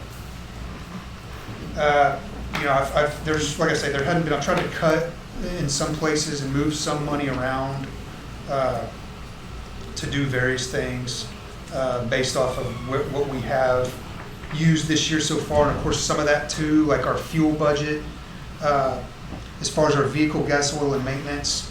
That's been less this year because we had several months because of restrictions I put on the guys and things that we weren't going to during the major parts of this pandemic. We had some lower bills. We also have 3 newer trucks that we've obtained in the past couple of years, which have required less maintenance. I did leave it around the same, and in fact, I did leave it the same because I just don't know what will end up happening with the other 4 vehicles that we have that are anywhere from 6 to 10 years old. We may need some work done to them. It just depends on what happens. But if a transmission goes out, we're suddenly looking at $5,000 there about. And so I kept that largely the same. It's hard to tell exactly what we'll be doing. And this is probably not the place to start, but I do have some other things too that I want to cut out of our normal operating procedures and some things that we've been doing. So on top of, even though our budget's largely the same, aside from, and I'm not sure, I think that it came out without considering capital outlay items. I think the budget's $33 this less on what I figured for what I was able to do on here. And that may be wrong. I'm not a math expert, but you know. So that moving some money around, and then these other things that I want to do, which I guess we'll probably end up having to talk about in regular commissioners' court sometime. One, though, I did want to mention here today is the animal microchips line item. I increased that by about $1,300. In the past, we have not recovered all the costs that we have put out when we buy the microchips. So I'm wanting to raise the price that people pay when they come in from $5 to $10. So I requested to get $4,000 in that line item because we've not had enough each year to pay for the microchips we need. I thought you got some grants or something. No, I mean, we had some donated to us a while back, but we've been buying them. Okay. So right now, we're not recovering all that money. But by raising the price of the microchips from $5 to $10, we'll be getting all that money back. It's a good move. So, and there's some other services we provide that are kind of a waste of time. Now, Reagan, is your vet cost associated with that, with the chip? No. The vet. So you got what all do you do with vet costs? So vet services. Anytime we get, whenever somebody adopts an animal, we put money out through that line item to pay the voucher. So they're paying, but money comes out of that line item to go pay that the 40 this or is spay and neuter and rabies shot and yes, it helps with that. All of that. Yes. So that's money coming out of there. Anytime we have to get some sort of services for an animal that needs something, some vet care or something like that, that would be paid out of there. If we have some massive seizure of animals, where we had to seize animals from somebody where they're being cruelly treated, those can be high, those vet bills, because we have to get them, we have a vet come out and look at them, all that type of thing. But what you've been spending and what you're proposing here is a pretty big jump. So, are you on the vet services? Yes. Yes. So, it looks like we generally spend, like I said a little while ago, the 2017 to 2018 we spent almost $13,000, and then 2018-19 we spent almost $14,000. This year we've spent a lot less, and I think that is due to more animals going to rescues. So our adoption coordinator is getting more animals to rescues. We switched that up and we gave rescues priority over the general public that lives here to adopt. And the reason. So do you need to? You don't need an increase in that. No. And the only reason I knocked $1,000 off what I'm asking for on that, just because we have not recently used a full 20. I just get a little concerned if we had some big situation where we do need the money and didn't have it, we would be in a bind. Well, you got a projected year to the end of the year of 10,000, maybe 11,000, and a requested budget of 19. So that's a pretty big disparity. Right. Well, we just haven't had any major events this year. That part of that is because of the animals going to rescues, because we don't pay anything on that. That's kind of what my point is. That right. And next year may be the same. We may not need that much. Okay. So it's one of those line items that we use sometimes, and we haven't used it as much in the past 2 to 3 years. But this year's a lot Last year's been lower. about 13,000, so. Yeah. Probably could That's come like down a a little bit. 50%. I'd That's say high. you could take a, six grand out of it. Yeah, because next year maybe we'll have the same outcome. Because it's true, having an adoption coordinator now for the past year and a half has been a difference in that number. Well, if you go up on the chip cost, Yeah. and then Or- you're gonna actually earn money on that, not just pay for what happens, right, for the chip. And then more adoptions going out through, Pets Alive and whomever, then I would think that you could save that money. It's So not a lot of money, but Take it's, 4,000 out. Yeah, then. instead of 15.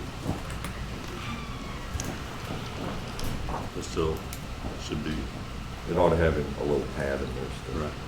It should be.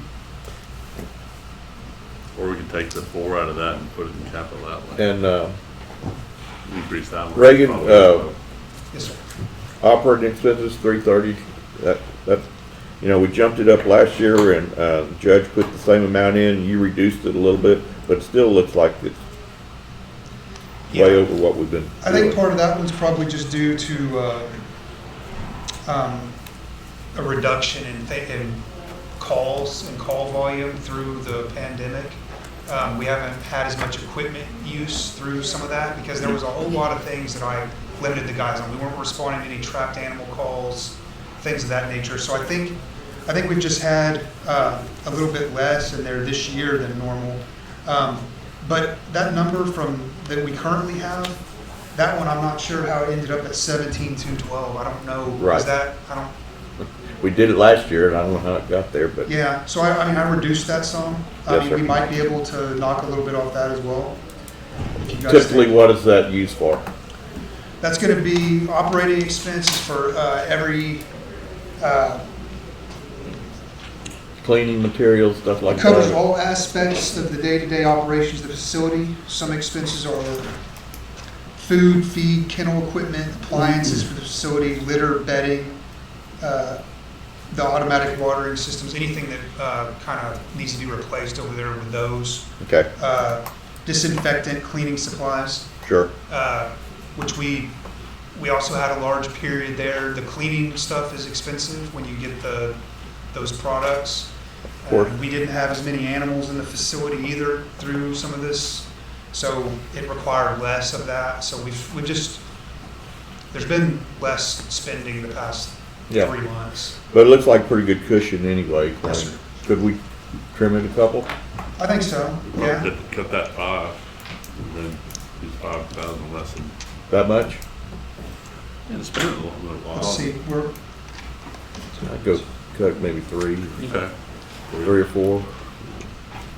Y'all think? That's good. 3? Three sounds good. Is there gonna be any additions to capital outlay? I think that's a good idea. I think you should put, Take the 4,000 and put it in capital outlay. yeah, So that'll give us an overall reduction of 3,000. Right. right, Change that 5 to 9, yes. capital outlay? Yeah. I don't know if that's really capital outlay, it's almost, I mean, Yeah. it's not a capital item, it's more maybe we ought to leave it in operating expense. And, Right, Combine and that it. can be taking care of the Yeah. painting, right. Well, are you making a cut, then we're making a $3,000 cut. yeah, I Out have of a question operating. about your computer stuff, your software. Yes, sir. You're current, you hadn't had big expenses, you're comfortable with that? Well, I eliminated that because I did talk to the IT director, and all that, I guess, is coming out of their budget. I don't know why there was $500 in there this year, but I don't need it, as far as I can tell, for anything. Good. Any surprises?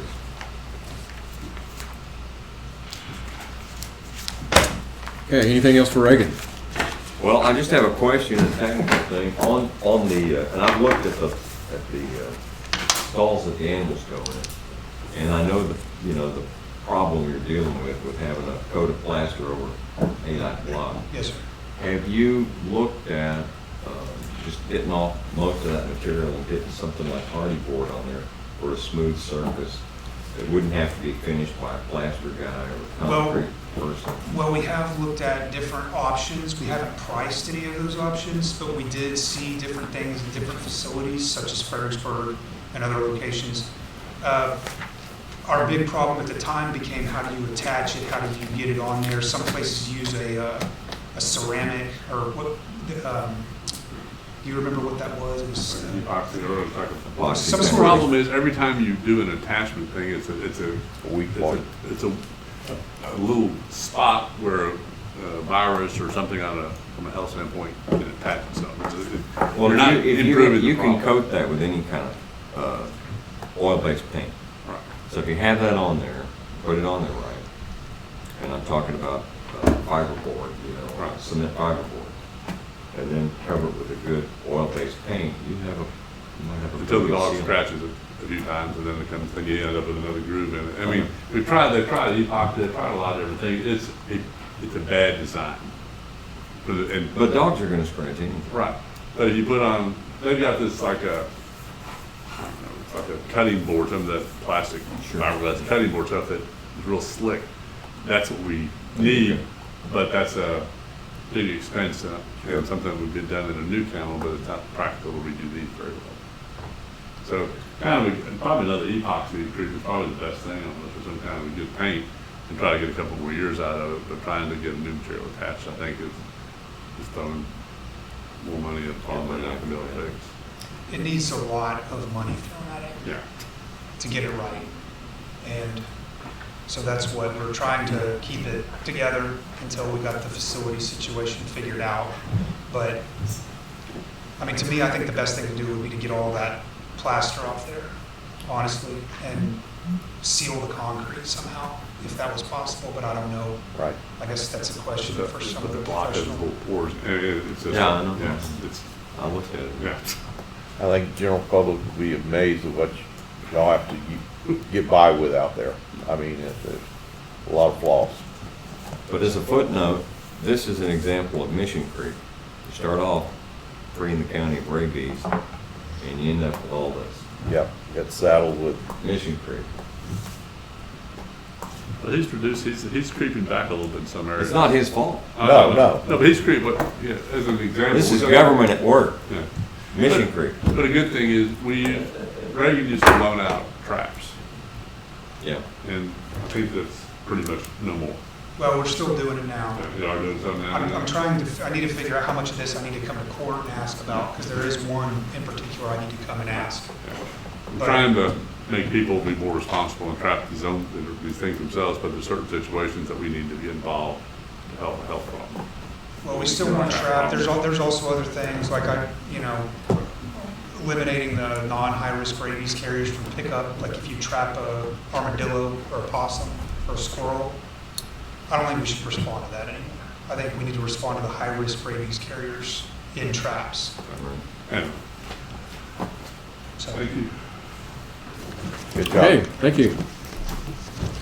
Okay, Veteran Services, Jennifer. Good morning. How are y'all today? Good. Good. Good. Have you ever counted on doing this? I have not, no sir. This will be my first ever, so I hope I do well. We were able to cut our budget by 43%. I think that's really good. We are planning on applying for grants through TBC. So when that time comes, we will address the court to ask for permission to apply. And then if we get it, we'll then ask the court to allow us to accept it. And that's all I have, unless you have any questions for me. Any questions? When do we talk about, and I think we do that as a separate line item, or separate item on salaries and so forth?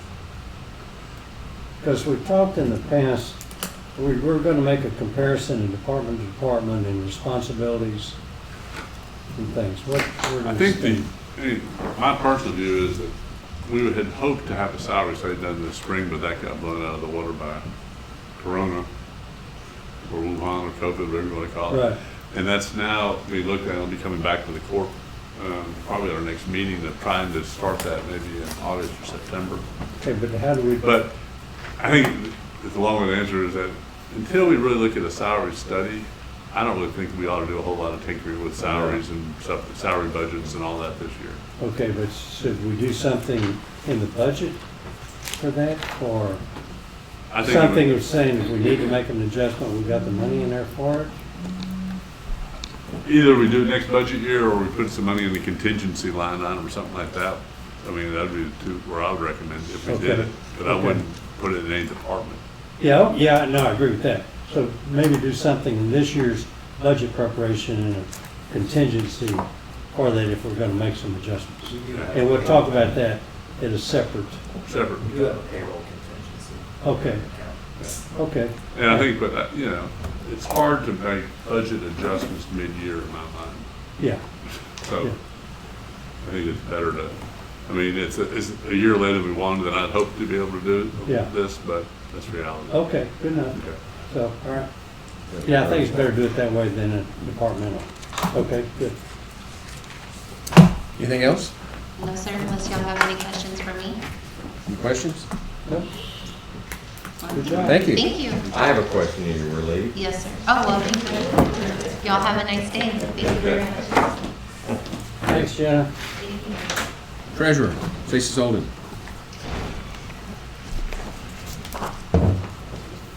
So in my budget, I've increased a couple lines, decreased a couple lines, but overall decreased by 5%. Very much appreciated. Any questions for Tracy? Are you gonna be able to get to your conference, do you think? I don't know, we'll see. Okay, nothing else? Thank you, good job. Next, we have Human Resources, Jennifer Doss. Good morning. The HR budget, not counting salary line items, I was able to cut 10.13%. So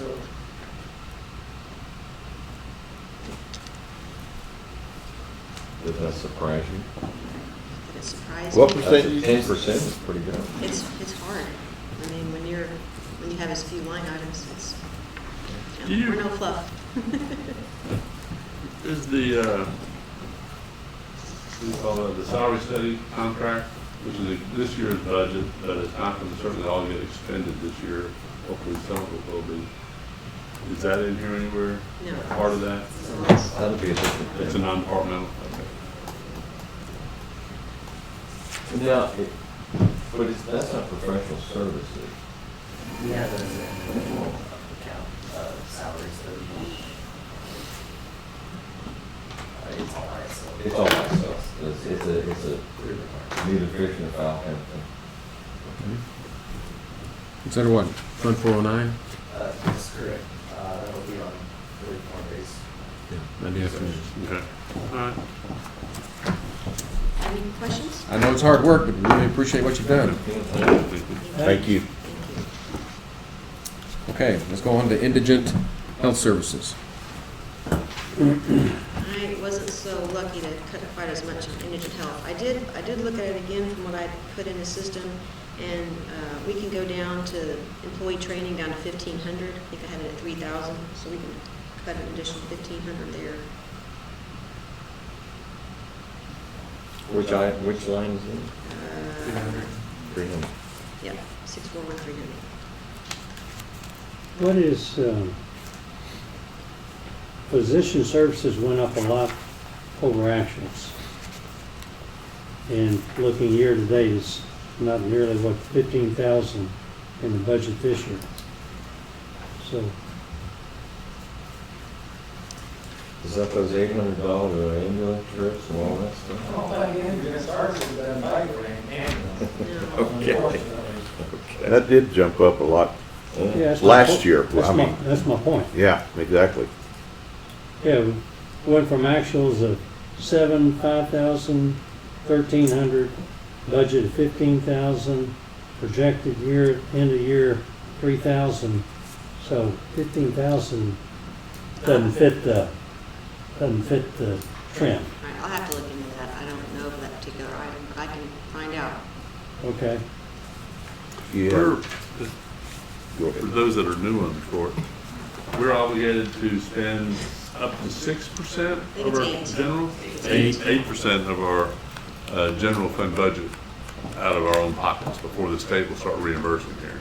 Okay. So the fact that we're spending, our total budget's 282,000, it's remarkable. And we used to be spending, before we started this as an internal department, that was about $1 million a year. And that Yeah. was 15 years ago. Yeah, not even that long ago, yeah. Yeah. So it's like a copay, we pay the first 8%. Yeah, we pay the first 8%, and then the state will pick up anything over 8%, but all counties are obligated to pay that now. So this is a really important department because it's a direct savings. Our coordinator's amazing. She really is.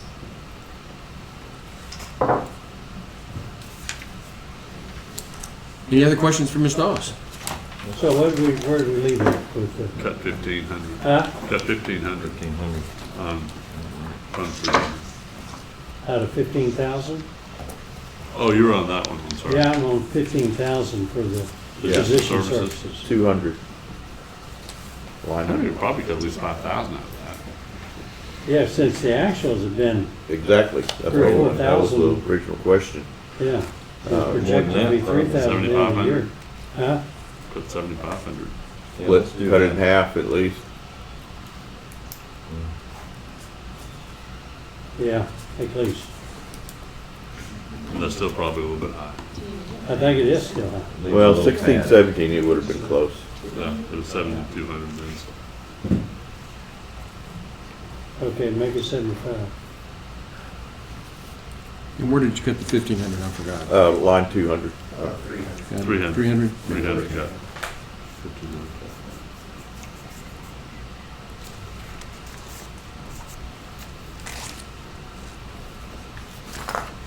Okay. And John, I'm new, but I'm thinking this fund is one of those that if expenditures come in, we have to pay it.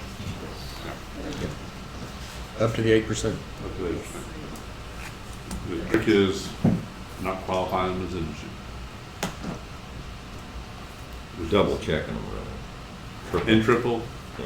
and see if they own property, because, and this is the issue we had when the sheriff brought up that Bear County won't reimburse. Well, they just, if you say you're indigent, they don't check. I don't know that to be a fact, but I'm guessing they're not nearly as strict as we are. And here, if you own property, you're not indigent. You can sell your property. You may not want to sell your family ranch, but you could. Mm-hmm. Yeah, we have a very good investigator. Yeah. We do. Okay, so we took $9,000 off Right. of that. Right. Right, okay. Good Okay. job, Joe. Thank you. Thank you. Tax assessor collector. Good morning.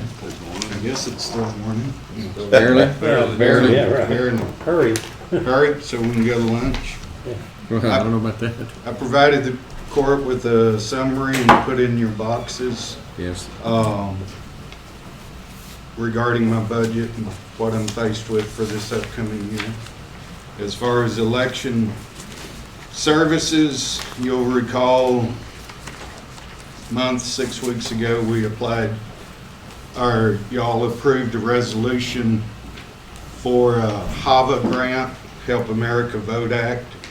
And part of that is, in listening to earlier presentations, we can't reduce the budget and use the grant to cover it. The grant's covering excess fees that may develop because of COVID. Example, more postage costs for those who do qualify to vote by mail. Therefore, I've left, with the exception of the payroll items, and I'm talking under election services 402, I've left it the same as the current budget year so we don't run afoul of our grant application.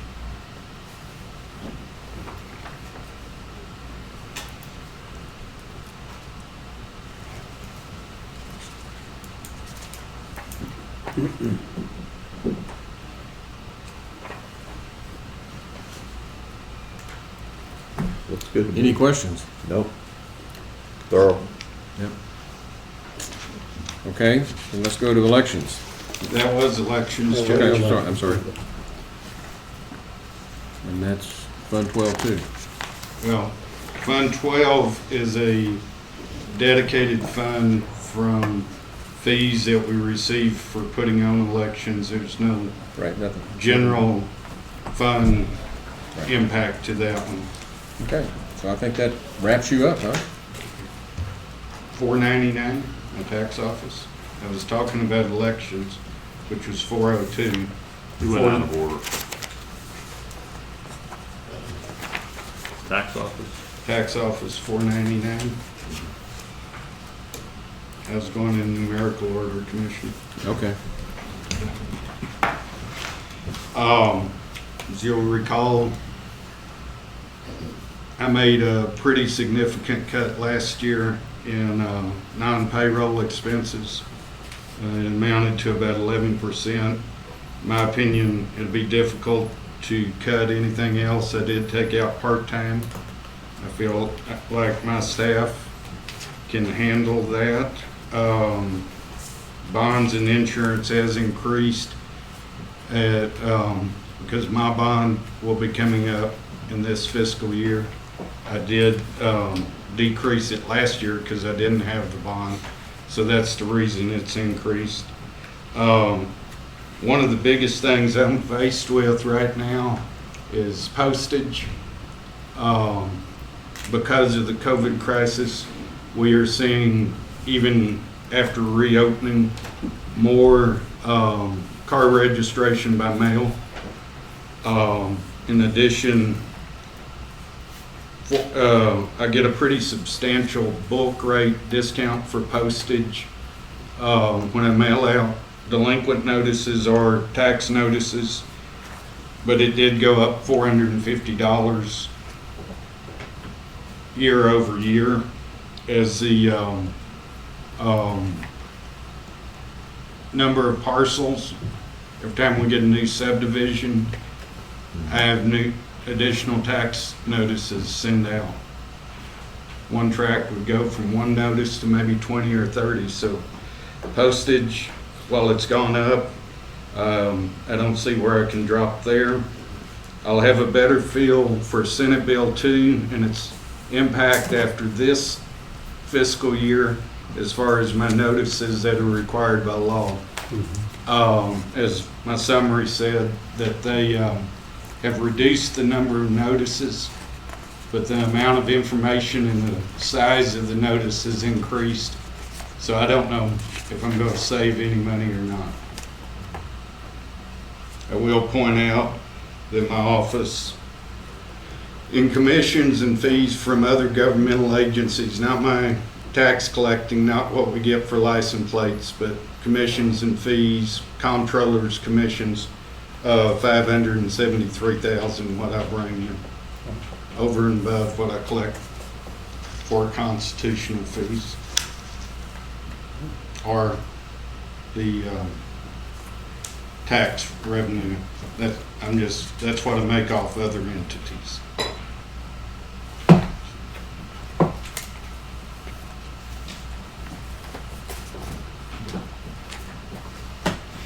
Okay. Okay, any questions? Okay. Good job, Bob. Thank you, Bob. Thank you. Thanks. Okay, the next one we have is Crime Victims Rights Coordinator, and she's on vacation. We'll be back next Monday. We'll push that off till Monday. Okay. And then we have the Extension Office.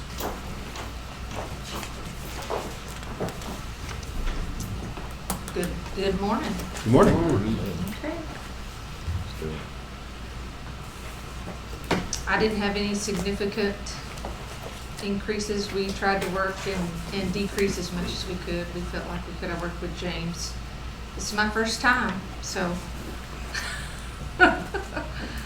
Is the Ag Extension, is that a mandated function? It's a separate function. I don't know what you call this. It's a partnership. It is, but it is An statutorily MOU. imposed. Yes, legislature. Okay. Because they're very much involved with FEMA. now. Yes. Yeah, Right. well, I knew there was a relationship with Yeah. A&M Yeah. on all that stuff. I But work how for, I many- work for A&M, yes. Huh? I pretty much work for A&M, whatever they tell me to do, so. Every county has it, or is covered under an extension office, I think. Mhm. They may Every not county's have got one. Every county has a presence in the state of Texas. Okay, good enough. All right. Some counties don't have what we have, but we're fortunate here, so. And we will get a new ag agent. I just talked to my supervisor this morning, and they're looking at September to be able to, we're on a freeze right now, so, but they're looking at September to be able to open that back up and start looking for those positions. There's a lot of positions across the state that are open right now, so. Okay. Do I need to go line by line, or did y'all have No. questions, or? Any questions? It's in order. It's good. Pretty much the same as, Yeah, pretty much, yeah. We cut it $5,400 right in that area. Right.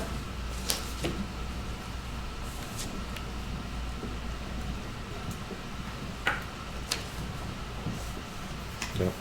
The increases are, you know, what is ones we the, have no control over. what is the Texas A&M Extension Service MOU? I'm sorry, say it again. It's line, Oh, the MOU, that's when Dakota was here. What line item are you looking at? 305, or 66, 665, oh, 305. 305. So that was Dakota's salary? That was when. How you were handling that? Mhm. Okay. I don't know, James, I don't know if you can answer that, but better than I can or not. It probably got moved back up to I know when salary. Dakota was here, we were doing that through, y'all would actually send it to A&M, Yeah. and then he would actually get his payment from them. Right. So that I don't know, there was a lot going on. That money just got shifted from that line item up to salary. Mhm. Okay. Right.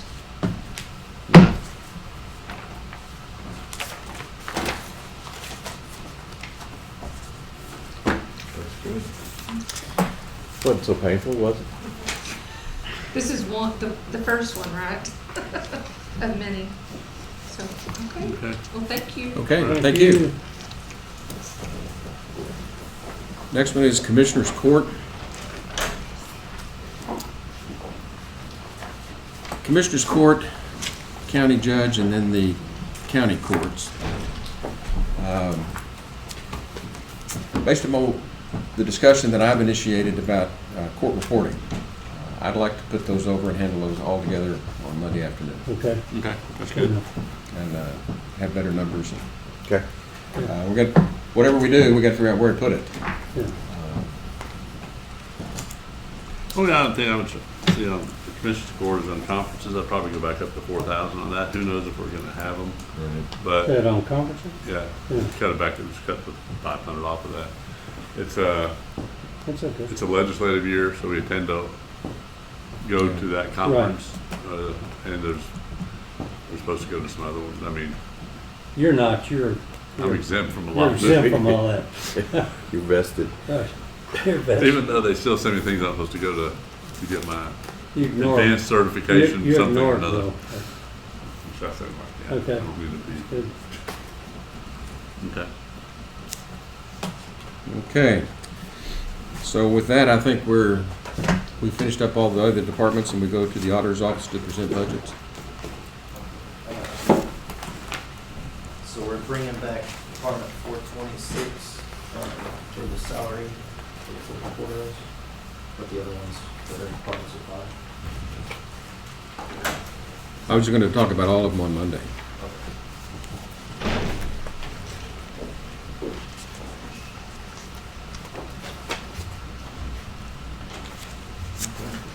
So do y'all want to get started on Department 571? Mm-hmm. This one is through our adult probation department. We pay a portion of the drug offender education program. We actually get reimbursed for it, so it's kind of a wash. I don't know if there's much here to discuss. Doesn't look like it. That's the one that kind of is what it is. Yep. Yes, and we do get Yeah. reimbursed, so. Okay, We'll move along to Department 407, court-appointed civil attorney for CPS.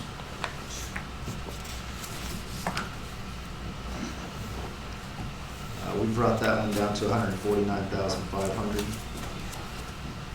Pretty significant cuts in the court-appointed civil attorneys. That is. any questions on that? Well, how's that accomplished? I've wondered the same thing myself. It's not through a lack of cases. I think there's much more efficient in determining, how they do that. I never really got a clear answer for it, but Well, this year, some of it's been just because of the Zoom. Zoom's cut down a whole lot of time.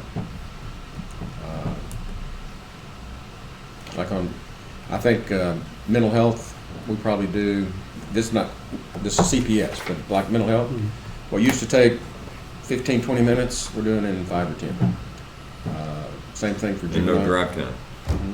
And in probate, what used to take, took Judge Pollard 15 to 30 minutes sometimes, we're doing in 5 to 10 minutes. With Zoom? Yeah, yeah, we just get them all in the waiting room, line them up, and just go through. They're self-proving wills. Yeah. And just go one after the other. And we have attorneys that, that's not the CPS, but I'm just saying how we do it. Right. Zoom has made things much more efficient. Good.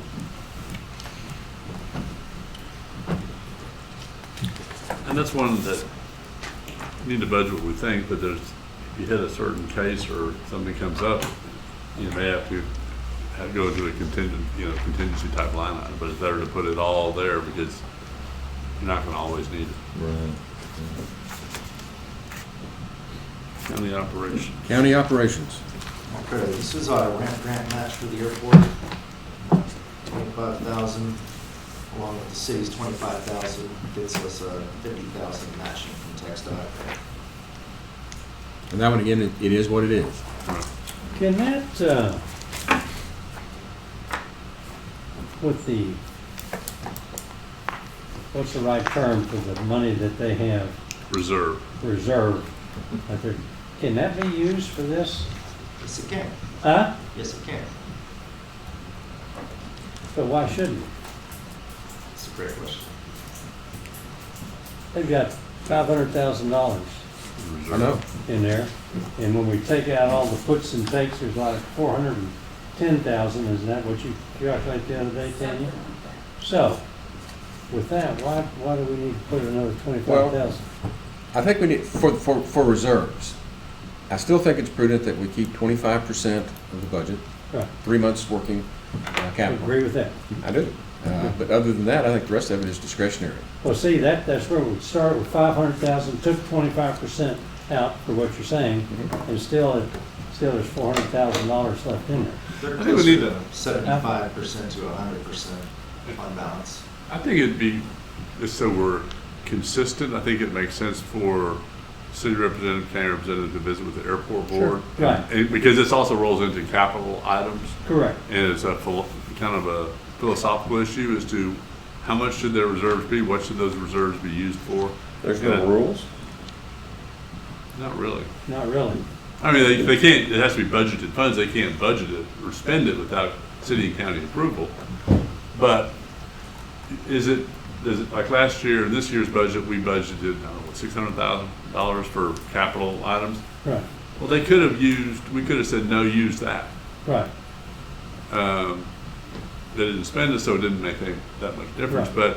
But I think we need to sit down with the airport board and say, okay, everything's going good, y'all done a fantastic job, you've got a reserve built up.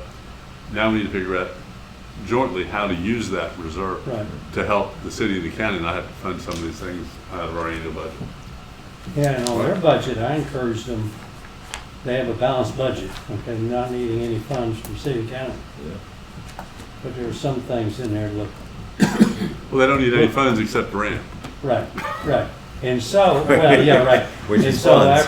I encourage them to It's a different word for fun. manage what they have and put as much as they can in this reserve. I think that's a to great be idea. used for capital improvements. And so I think that's where they're, at least I encourage them to do that. So we'll see where that is.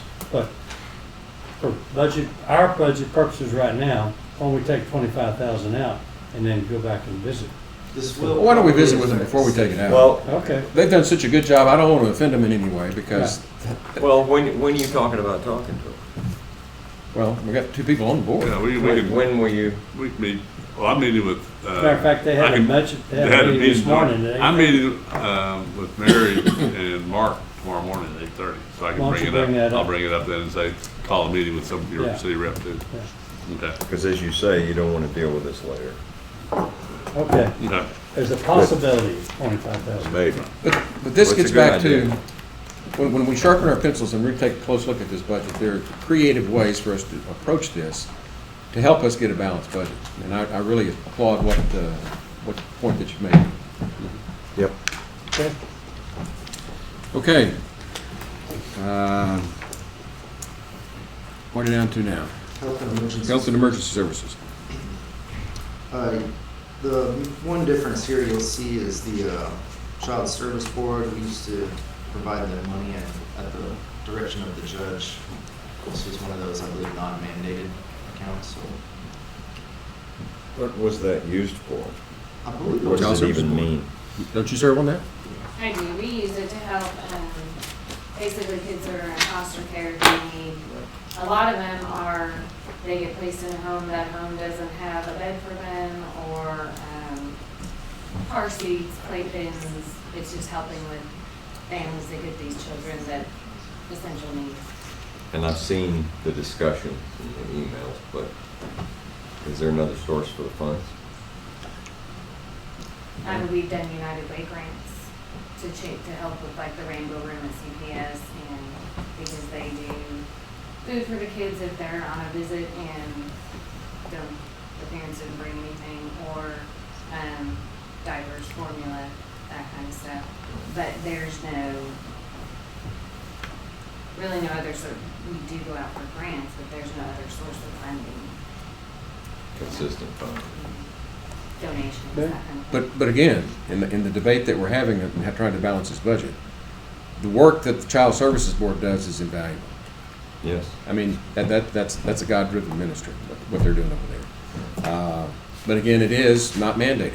And we've taken a look at these taxpayer dollars, what are we going to spend our taxpayer dollars on?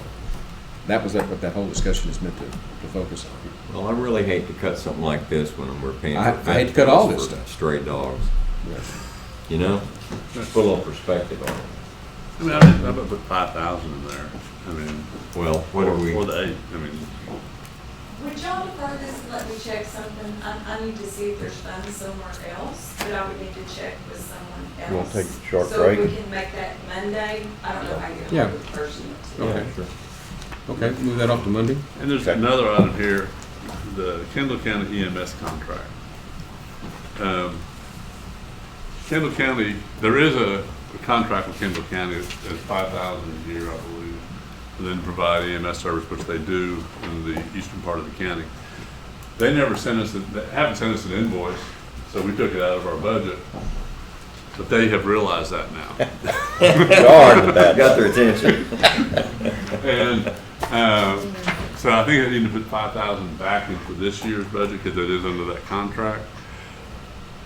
At the same time, because of developments and a whole bunch of EMS and 911 issues, I'm in communication with both Kendall County and Gillespie County about Rachel's Hidden Spring subdivision, which is mostly in ours, but addresses in Kendall and part of it's in Gillespie as to who's handling that from fire and EMS standpoint and 911.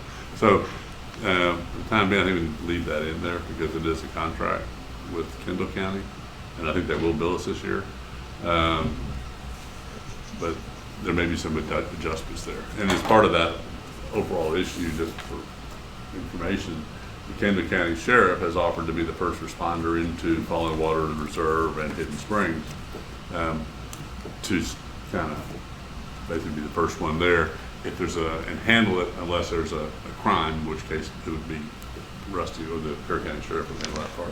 That's not part of this contract, but it's just the two counties working together on the eastern part of the county as to, because of where these subdivisions are and how you get them.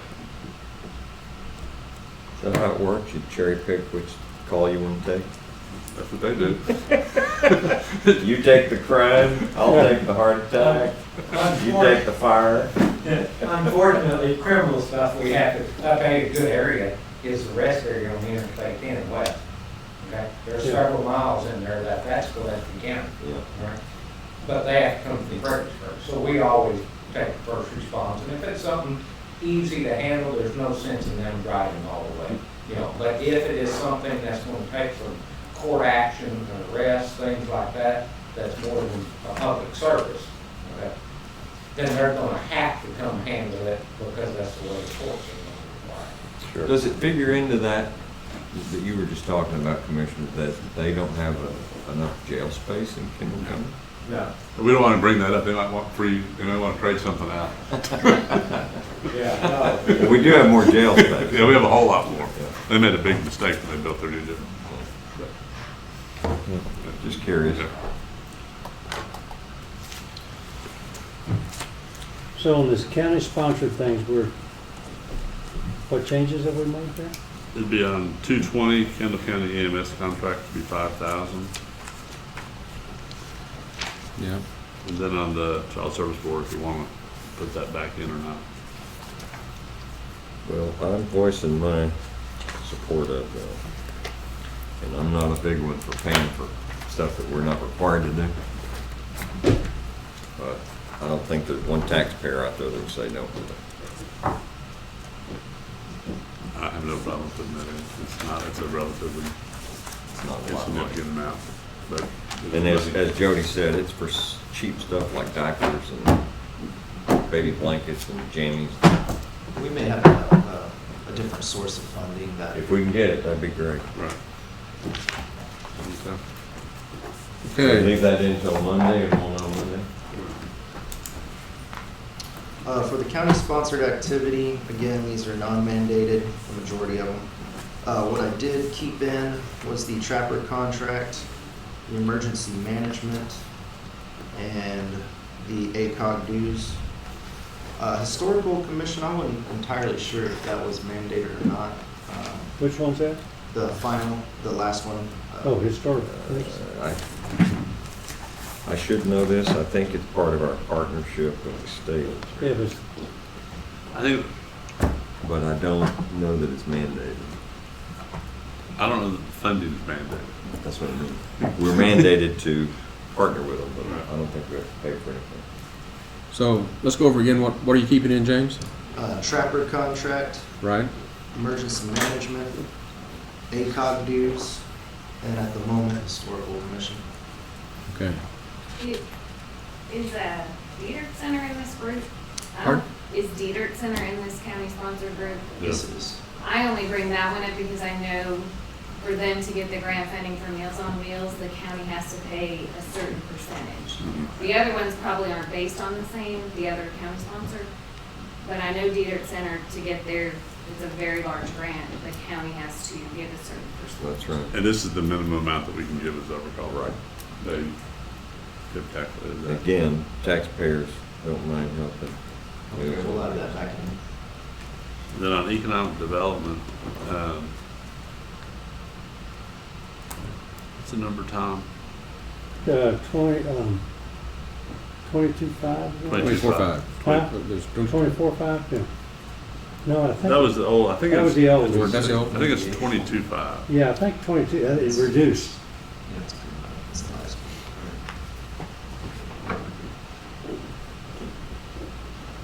So we don't have anything in the budget request for that. I'm looking at this correctly, right? And 446? So we're leaving in ACOG, Dieter. Oh, we've got to put economic development in there, or Well, not. there's nothing there. Yeah, no. We moved that to a different budget. Fund Oh. 49, unclaimed capital credits. We pay for it out of a special Okay. revenue fund. So you just moved? Yes. Oh, okay, all right. Now, we discussed the amount on that, something last time this came up. Yeah, we'll see that on Monday.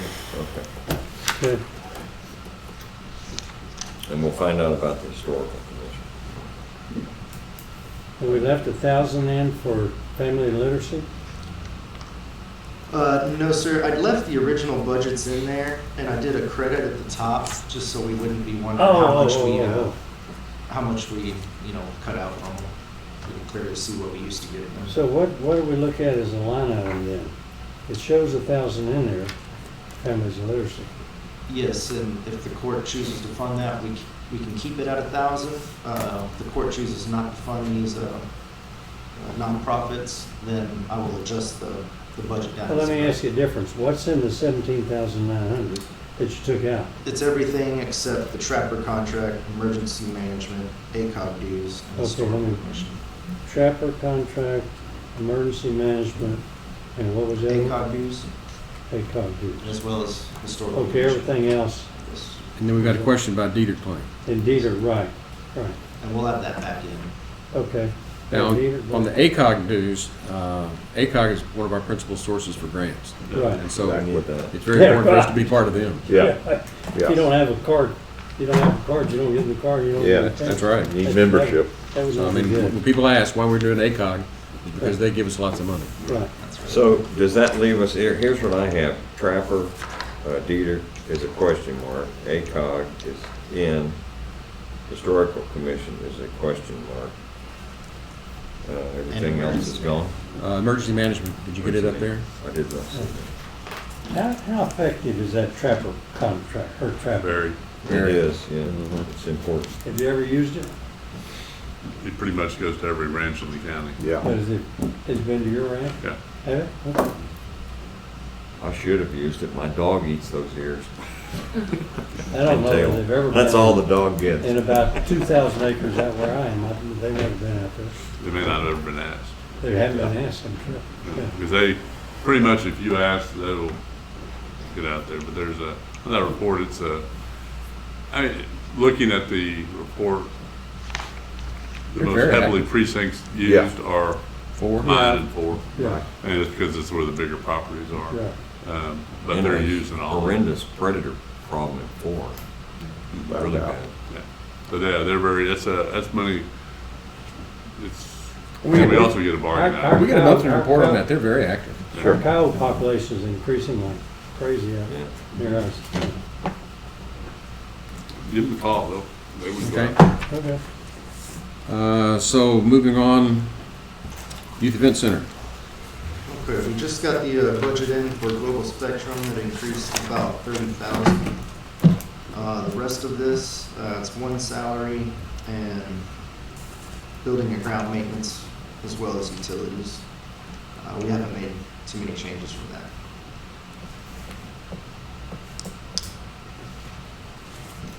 So we added 30,000 in salary, is that what you said? No, for the contract we have for the management company. Oh. So, wait a minute. So what is the, I'm going back to actual, so there's 100,000 increase over the actual from before, so what are the big increases? Looks like it's all Global Spectrum contract. That's correct. Right, it is. It's that contract we negotiated and Yeah. signed It's got here several months back. And we're obligated to spend money under that agreement, and so are they. Yeah. Now, some of that's offset with a new sponsor. Yeah, that'll go in at 12,000. 12,000 a year. A year. So not quite half. And it's I had a conversation with Rania about this. It's kind of like an insurance company. They're guaranteed a certain rate that they're paid, and then then it's kind of, then they operate it for us. And they just get their salary. But I will say that on their salary standpoint, they work a lot more than, we couldn't ask our employees to do what Spectrum asked their employees to do. Odd hours. Yeah. Leave it at that. So it's we make up for probably a management contract on that one.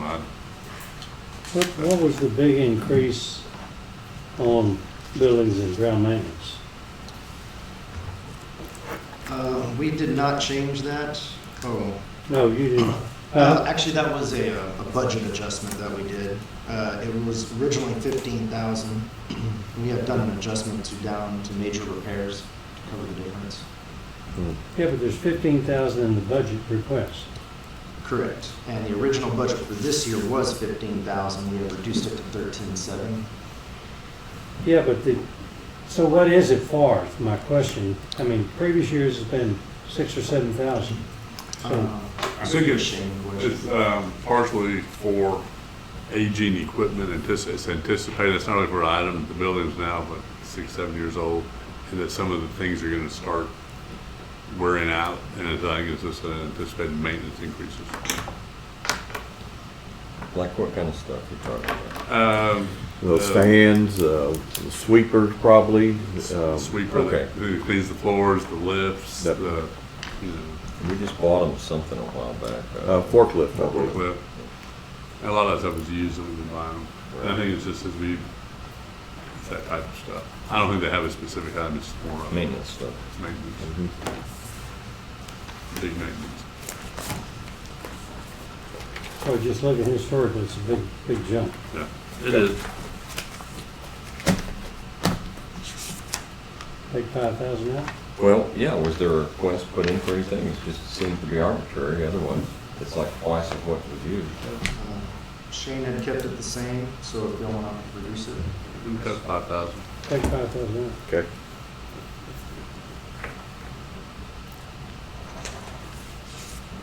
Okay. Anything else on the Hill Country exhibition? One of the things on that, and you're right, I can get with Shane. At some point, we need to probably look at painting, so we don't have to repaint the whole building at one time. And I don't know what the wear looks like, and I think we're okay, but down the road, we need to start doing some of these things annually as opposed to having $50,000 paint bill 1 year. We should probably be on a rotation. Yeah. And we had, I mean, still, the building still looks really good, but at some point, we really start needing to, either that or maybe budget have a maintenance fund set up so that we can start preparing for big maintenance stuff. You talking inside? Inside, yeah. But we're good this year, I think. You know, we could do something like that too for all of the county buildings, you know, just some percentage of the value of what they are and do them on a as needed basis. Right. You know, the courthouse, the vet center, et cetera, et cetera.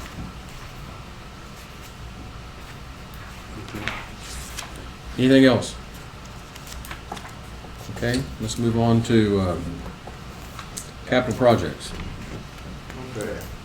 All we have in here is the 75,000, which was a contribution from Global Spectrum. It's part of our contract with them. I want to say it was intended for kitchen use. So That's contract. it just is what it is. Right. Well, it's ours to Yeah. use. I think it was kind of delayed with COVID along with everything Right. else. Okay. Okay, juvenile detention facility. We're not doing much out here, just property insurance and utilities. We could probably actually reduce the utilities by about 5,000, maybe take it to 35. I think they just keep it cool enough in there to keep out the margins. Well, let me make sure that the court understands. Juvenile probation is planning to move their offices from the old building into the new facility probably this summer.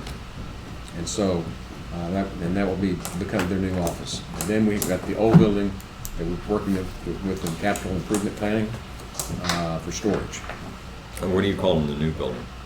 It's going to be the juvenile probation office. No, you said, which new building are you talking about is what I meant. The old detention facility. I say old.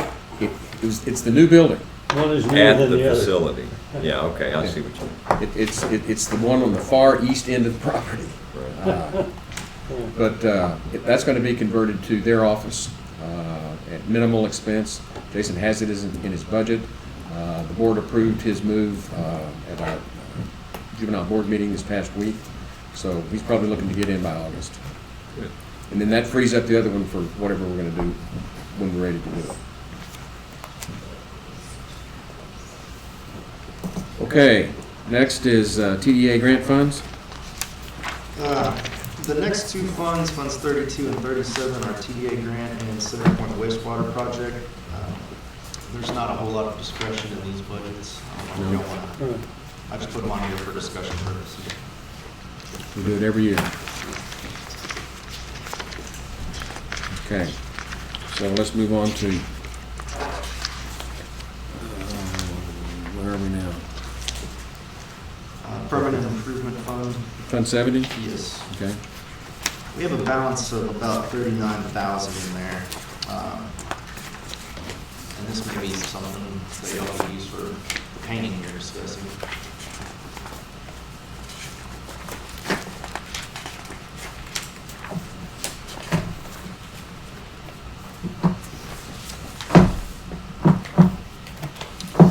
We had attempted to use the majority of the fund balance in this fund in the current year with the engineering study out of the airport runway. That project was canceled. They had took a different route. So if there's something that qualifies and y'all want to use that, we have about 39,515. 39,515? Yes, sir.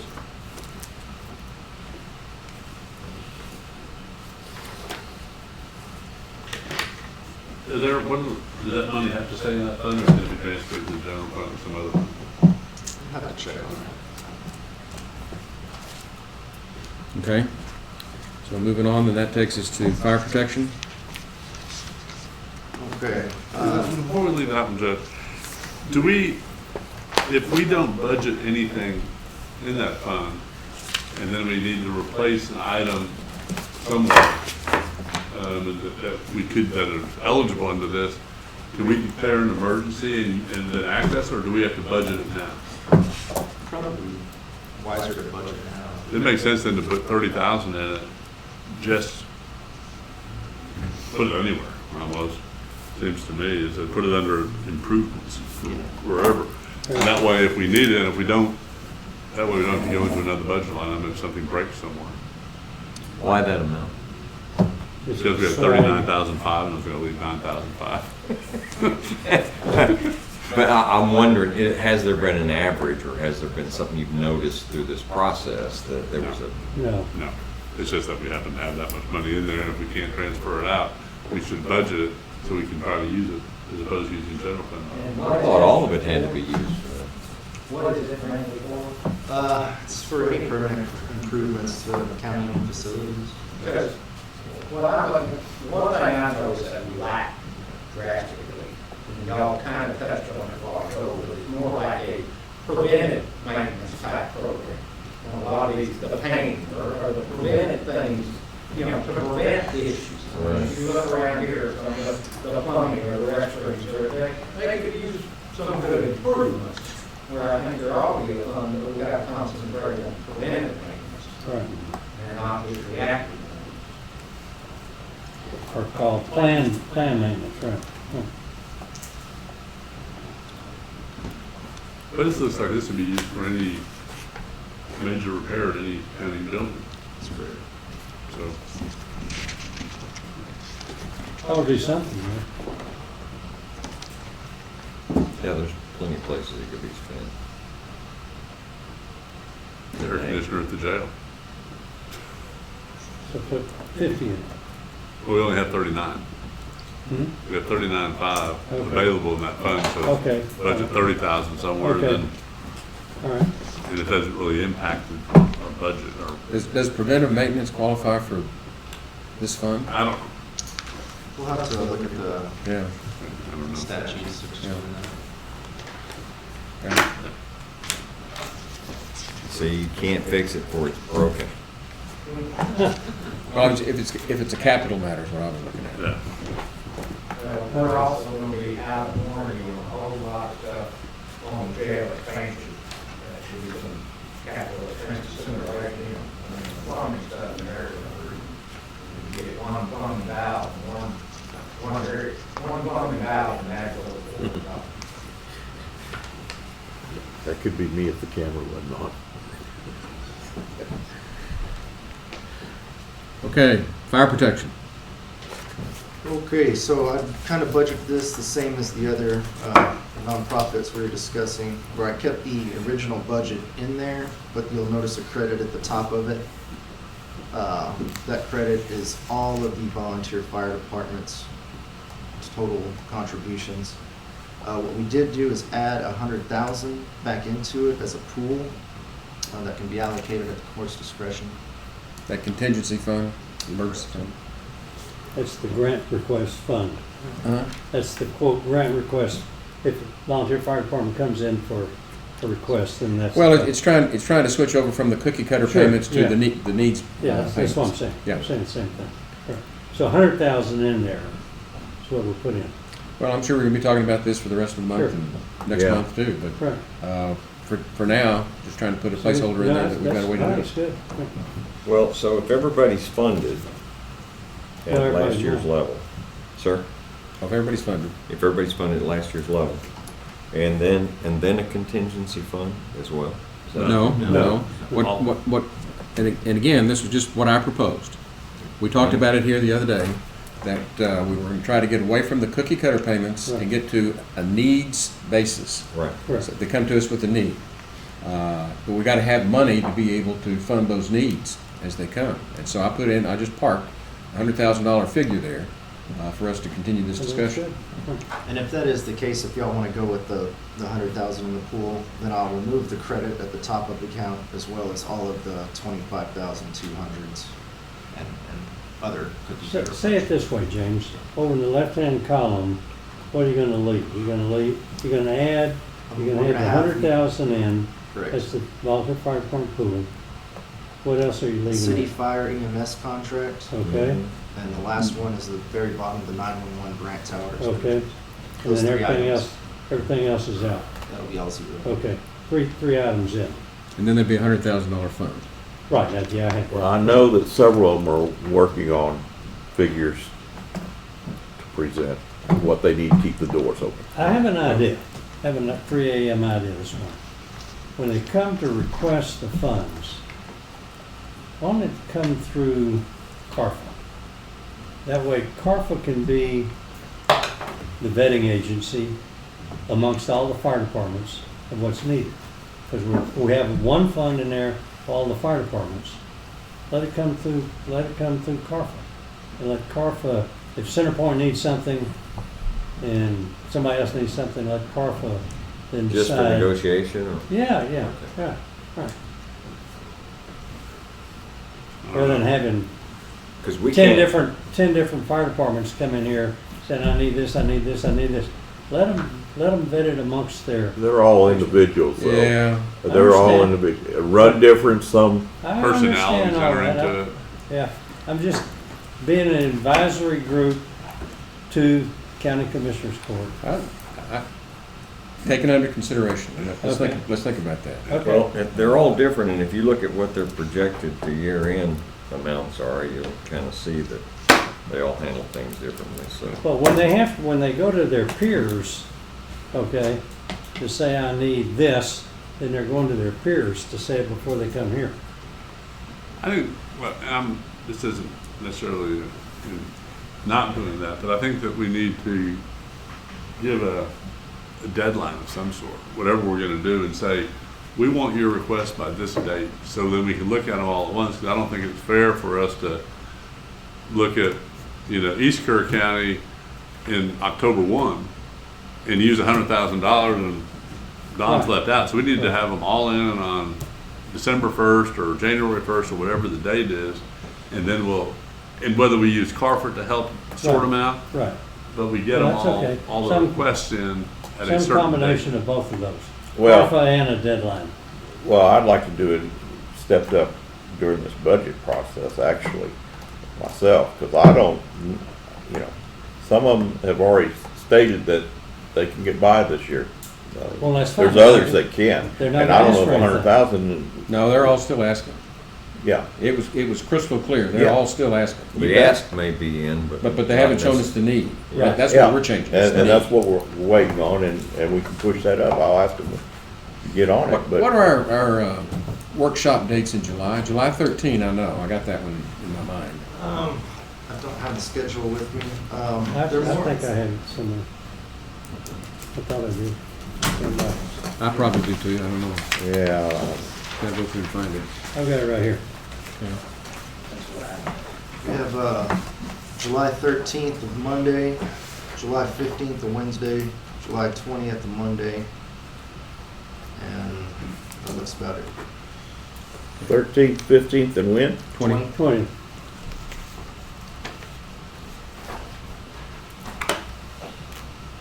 And then we actually adopt the budget, I think, on August the 2nd.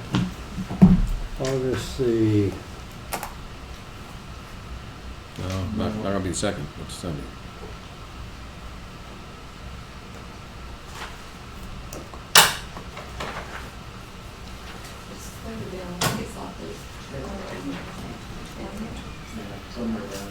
Well, let's, adoption of the budget, August 24th.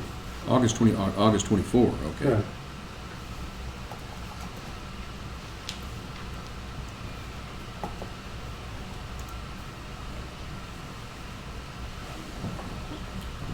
how we want to handle this. I'd like to have them through the budget process, not, Well, the sooner they get them to them, the more time we have to talk about it. okay? So, Well, I'll if reach we're- if our out to next- them. If we're gonna, we've done this one, we'll do another one on Monday.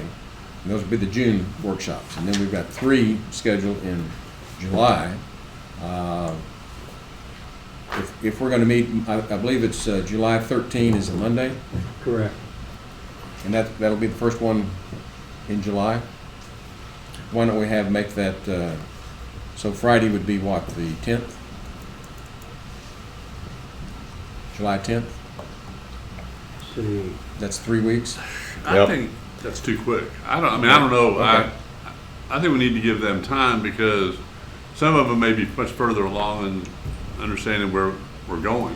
I know Adam at Comfort, he apologized that he hadn't gotten to me. I said, that's all right. Right. If I hear a deadline, I'll tell you I need it in a week or something. Right. But I know some of them are working on it like Right, I that. mean, they're working, but I was thinking like, we have 4th of July coming up, we got, nothing much is gonna happen, doesn't look like, but.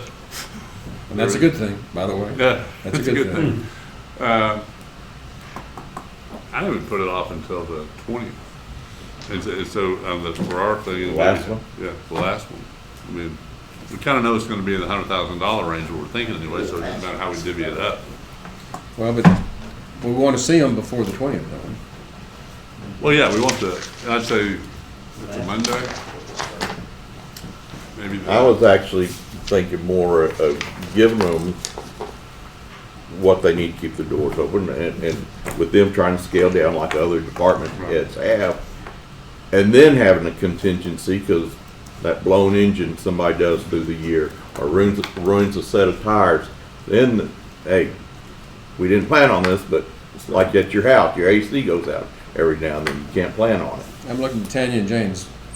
We have to, is the August 24th when we adopt the budget? I thought we could do it That's soon. adoption. We have another scheduled workshop on the 3rd of August, it'll be the final workshop. This is to hold a workshop to propose the finalize the proposed. No, 20th I'm be sorry, good. say again, I didn't hear it. It's to finalize the proposed budget is August 3rd, Monday. Well, but what we're really doing in the budget process is, from a policy perspective, we're moving towards needs and not cookie cutter payments. Right. And so for the budget, what we're really doing is establishing the contingency fund. I don't see, do we need to make the decision on what those needs are, or do we just establish before?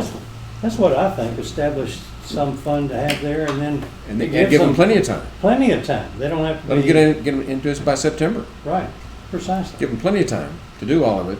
But we've earmarked the money that we've set aside to try to meet their needs. Right. But they can go ahead and still encourage them to submit it as quickly as possible so that in our budget numbers, if the requests for the needs are coming in at 150,000, we can make an adjustment. Right. Or if it comes in at 50,000, we can make Something's being missed here. If there's a dollar amount that's set, and there's a time frame by which somebody puts in, you also have to put a cap on that, or the first guy gets it all. So this has to be fleshed out a little more than what we're talking about here. Well, I think we receive all the requests at one time, just like Commissioner Lentz said. We set a date, whether we set it at the end of August, mid-September, whatever, that's the date. And then on the basis of what is submitted, we determine how to allocate that. Well, I think you still need to set a cap of $25,000, or 25.4, which is what we already have. No, I don't. Just to make sure that, I do. I think Yeah. there ought to be something set, because that's what everybody's used to getting anyway. Mhm. And I don't want one department saying, well, we need 75,000 of it. And with most of them Could not happen. having their big fundraisers, this is a hard year to It's a tough say, thing, yeah. you're out of luck. Yeah. We can't do that. You know, they're used to getting them $30,000, $40,000 from fundraisers. Now they're sending out a letter and maybe getting 10. Well, I just feel like we're leaving them high and dry, that this year's budget should not have changed for the firefighters, for the volunteer firefighters. That's my opinion. We've asked them to scale back what they can make cuts, like we did our department heads. Asked them to bring in what they need to keep the doors open. Some have said, we're good, we don't need that. Hats off to them. They run a good ship. Others, even with, and I'll give you an example. Mountain Home has an ESD, but basically all that money's going for a $500,000 piece of equipment they bought this last year. So they're not getting anything out of the ESD, basically. Their $40,000 fundraiser they usually Are they have. capping out on It's their, out. they're capping it? Yeah, Capping out on Yeah, their but when tax? Harley asked them how long they could stay open if they didn't get anything, they said 3 years. Yes, they did. They did. And that brings up this. Some of them. What you're looking at here of what they've gotten to date and by years in, some of them still have $21,000 or so in their budget. Exactly. So that would tell me those are the guys that really don't need a lot of money right now. They wait, they turn it in at their leisure. But then you have others that have maybe another $5,000 coming or so. They've had to use it. Right. I think we have some more policy decisions to fine tune. But I think in concept, if we're ready to go ahead and move to a needs basis and establish a fund. And so what we've got to do is figure out what we're going to put in that fund. And then we go back and work out all the details of deadlines and how they're going to do it, caps, et cetera, to give us some time to do that. I'm with you. I think I like that policy plan. But I do agree with Harley a little bit. I would be more inclined. It's more than most. A little bit is all I ask. A little bit. To budget closer to the 212 that we've been paying in the past, whether we use it all or not, we don't have to. Yeah. But that way it's in the budget for what we funded up in the last couple of years. I don't have any problem with that. We I just don't determine either. how much to put in the pot. Okay. That doubles what we That's all got deficit. earmarked. It's At this deficit point. at this point, but And this was coming brought out up of to fund them balance, late. fund reserve. This was a kind of, they kind of got blindsided by Well, this. but they haven't done a good job ever in the past of coming in with what they need. So now we're saying, okay, we're not gonna do cookie cutters, the judge says. We're gonna put some amount in there, whether it's the full amount that we've done in the past, which I don't have any problem right now as far as budget planning, but then come in on a needs basis. And I think it's deficit, yes, but I think that we're also, this is our first pass through it. We'll have these big items. We've pretty much agreed on everything. The auditor's office is putting together a list of things that are on the table in our mind. Right. And this is one of the items that I think is on there. And then when we look at the fund balance and look at where we are, It's during the the right next thing to month, do. then we can make our final, well, no, that 212 is too much. It needs to be 100. We can still make that change. And y'all been here longer than I have. Have they been asked to come in before? No. That's probably part of Well, it. yes, they have, because I've asked at 2 or 3 corporate meetings in the past. Really? Yeah, come in and present your case. Show us what your needs are. Well, you've done, but they've never been required to do it for a budget. From Never been required. Right. Yeah. And it's been the cookie cutter deal. So now we're getting away from it. We'd like to hear from it. Right. Okay. Sure. Just, and I'm saying this as a precinct 4 taxpayer, okay? Because that is an ESD, right? And I know Ingram, from what I understood from our tax assessor during the meeting I was at with y'all the other day, their ESDs brings in about 154,000. And then they also get another supplement from the city. So I think it does need to be on the needs. With Ingram's needs that already bring in close to 180,000 to run a volunteer fire department, be the same as Centerpoint's needs that doesn't have an ESD. And I think the income, not based on grants, but their steady income ought to be part of the county's figuring on how much you're gonna help. Well, what we're talking about is timing, and I agree with what you said, and what we came out with the meeting the other day is, you take somebody like Divide, they're probably never gonna be able to have an ESD. That's right. Maybe Turtle Creek will. So Centerpoint's looking into it, they might, we don't know. But it's the interim. Some of them will end up with an ESD, they'll have plenty of money, and some won't, and then they may get more money out of this fund. But it's the timeline I'm concerned with, which is what your point is about, I think. So we just up and say, by the way, be like me coming home and go, by the way, kids, that vacation we're gonna take this year, not gonna happen unless you can come up with more money for it. Yeah. So that's the way I felt like we were doing things, guys. But isn't that exactly what everybody's doing, Hardy? I'm not picking on you. No, that's how you pick them at, but I'm just saying. I'm not, I'm just we're in saying a crisis. they were surprised. We're that's in a crisis. There's been an enormous amount of economic destruction. I think nearly every family is saying, we can't take the vacation this summer, kids. Yes. And so all we're doing with the volunteer fire departments is asking them to share some of the pain, just like I've asked the county departments and offices to share some of the pain, and they've risen to the occasion. I think we need to ask our volunteer fire departments to help us rise to the occasion. It's not just get the same amount of money as usual. Right, I agree. We all get used to, the easy way, and we just do it. We get comfortable with it. And I don't fault what you're doing, looking at the things we should pay for and shouldn't. But you gotta have a little warning. But to Warning address shot over the bow. what Rusty's talking about, there are differing needs between these fire departments. And if our goal is to make sure that we provide the best fire coverage and protection for all the county, it may not be that everybody gets the same thing. And they shouldn't probably, but the time frame. I understand. And how we're gonna figure that out, who But needs what. But we've all seen this COVID-19 crisis coming.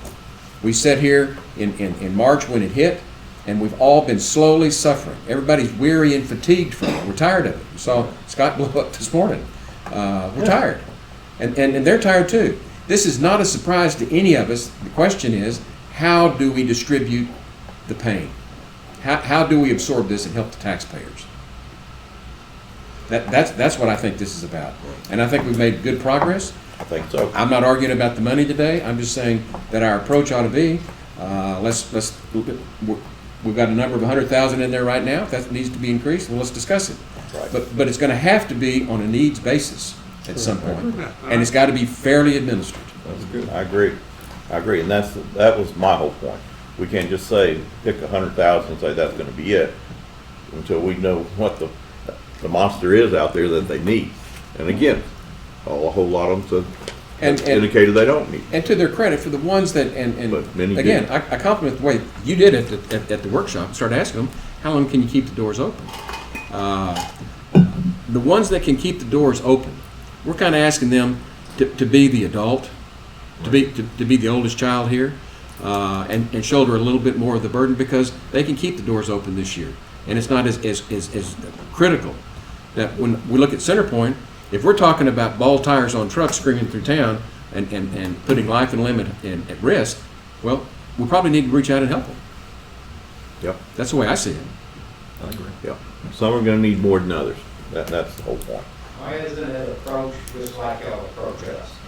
you gave me a time that the budget was open and I had so long to submit a budget showing my needs. Yeah. When y'all look at my budget, you're looking at what my revenues are, what my expenditures are, and then you're setting what you're gonna fund me for the year. Okay?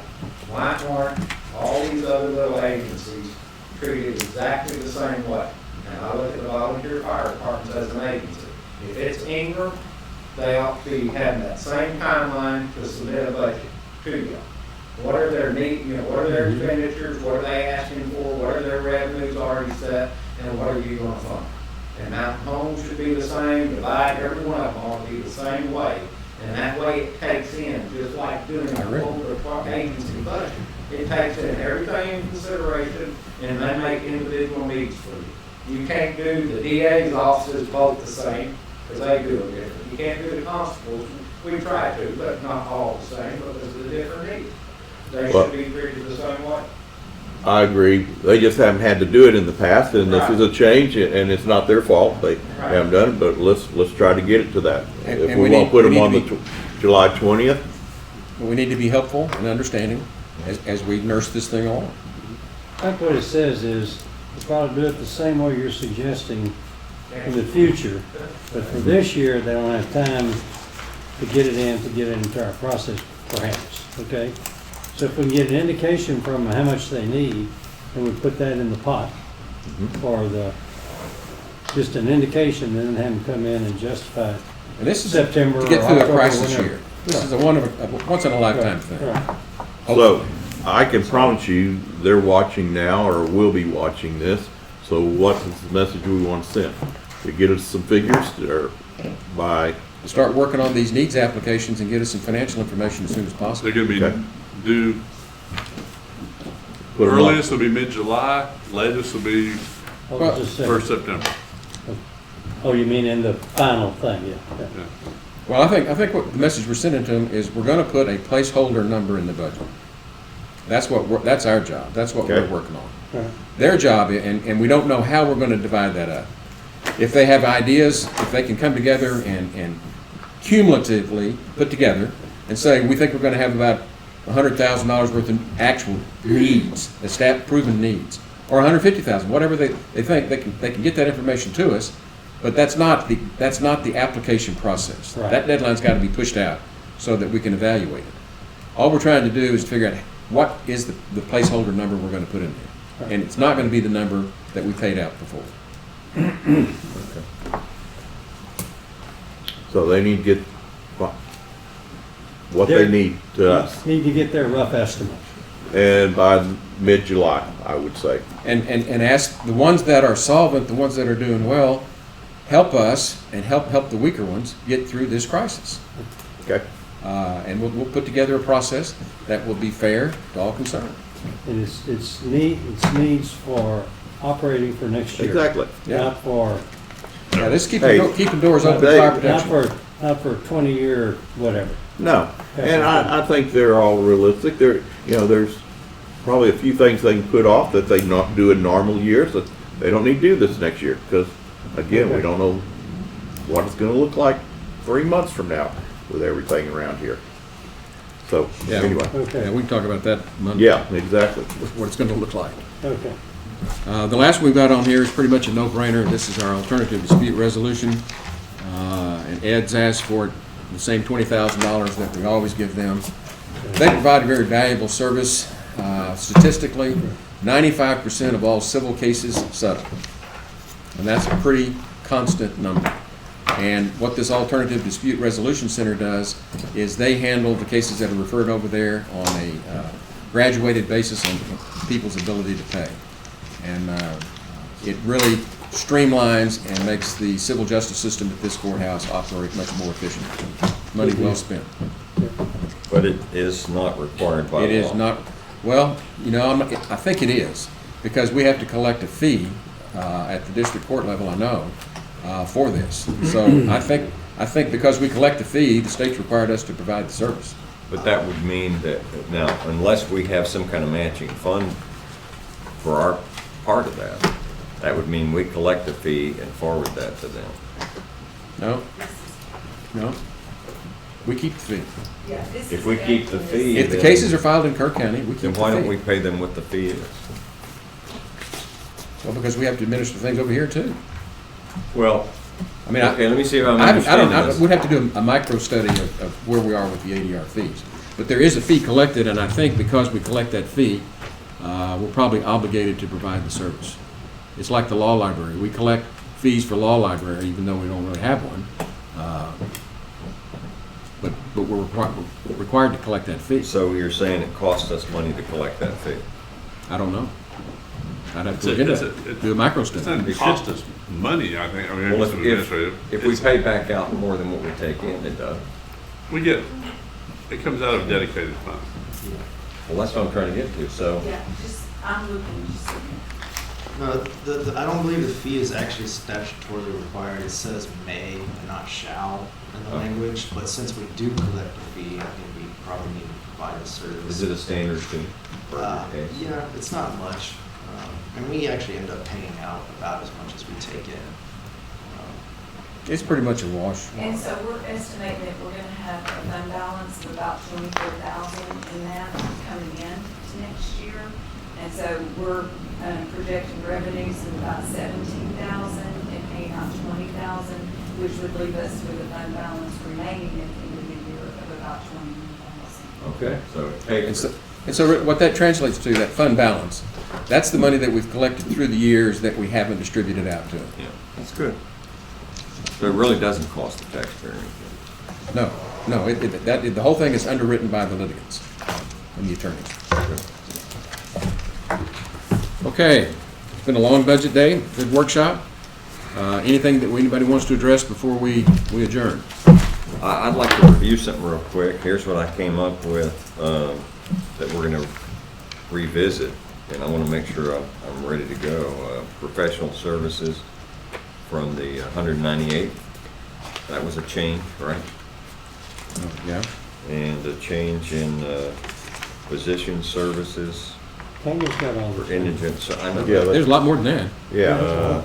these are the three that I thought we were going to discuss some more, and then also the historical commission, find out whether or not that is required. Is that all? Well, we've got court transcripts, Court transcripts, okay, right. professional services. I mean, I got stuff on nearly every page. Okay. Yeah, I think Tanya got them all. Yeah. And then the capital outlay, 570, we will discuss later how we're going to pay for that. It's not the expense that's the issue, it's Which department's capital outlay? general fund, sheriff's department. Mine. It was the vehicles. Yeah. Right. So Yeah. I'm just trying to get ahead on it. And what we'll try to do, I'll ask Tanya and James, let's go through and see if we can come up with, make a list so we know what we're going to come back and follow up on, so we don't forget. Good. That'd be helpful. Okay. Okay. I want to thank everyone for your cooperation and patience and good nature. So with that, court stands adjourned. Very good.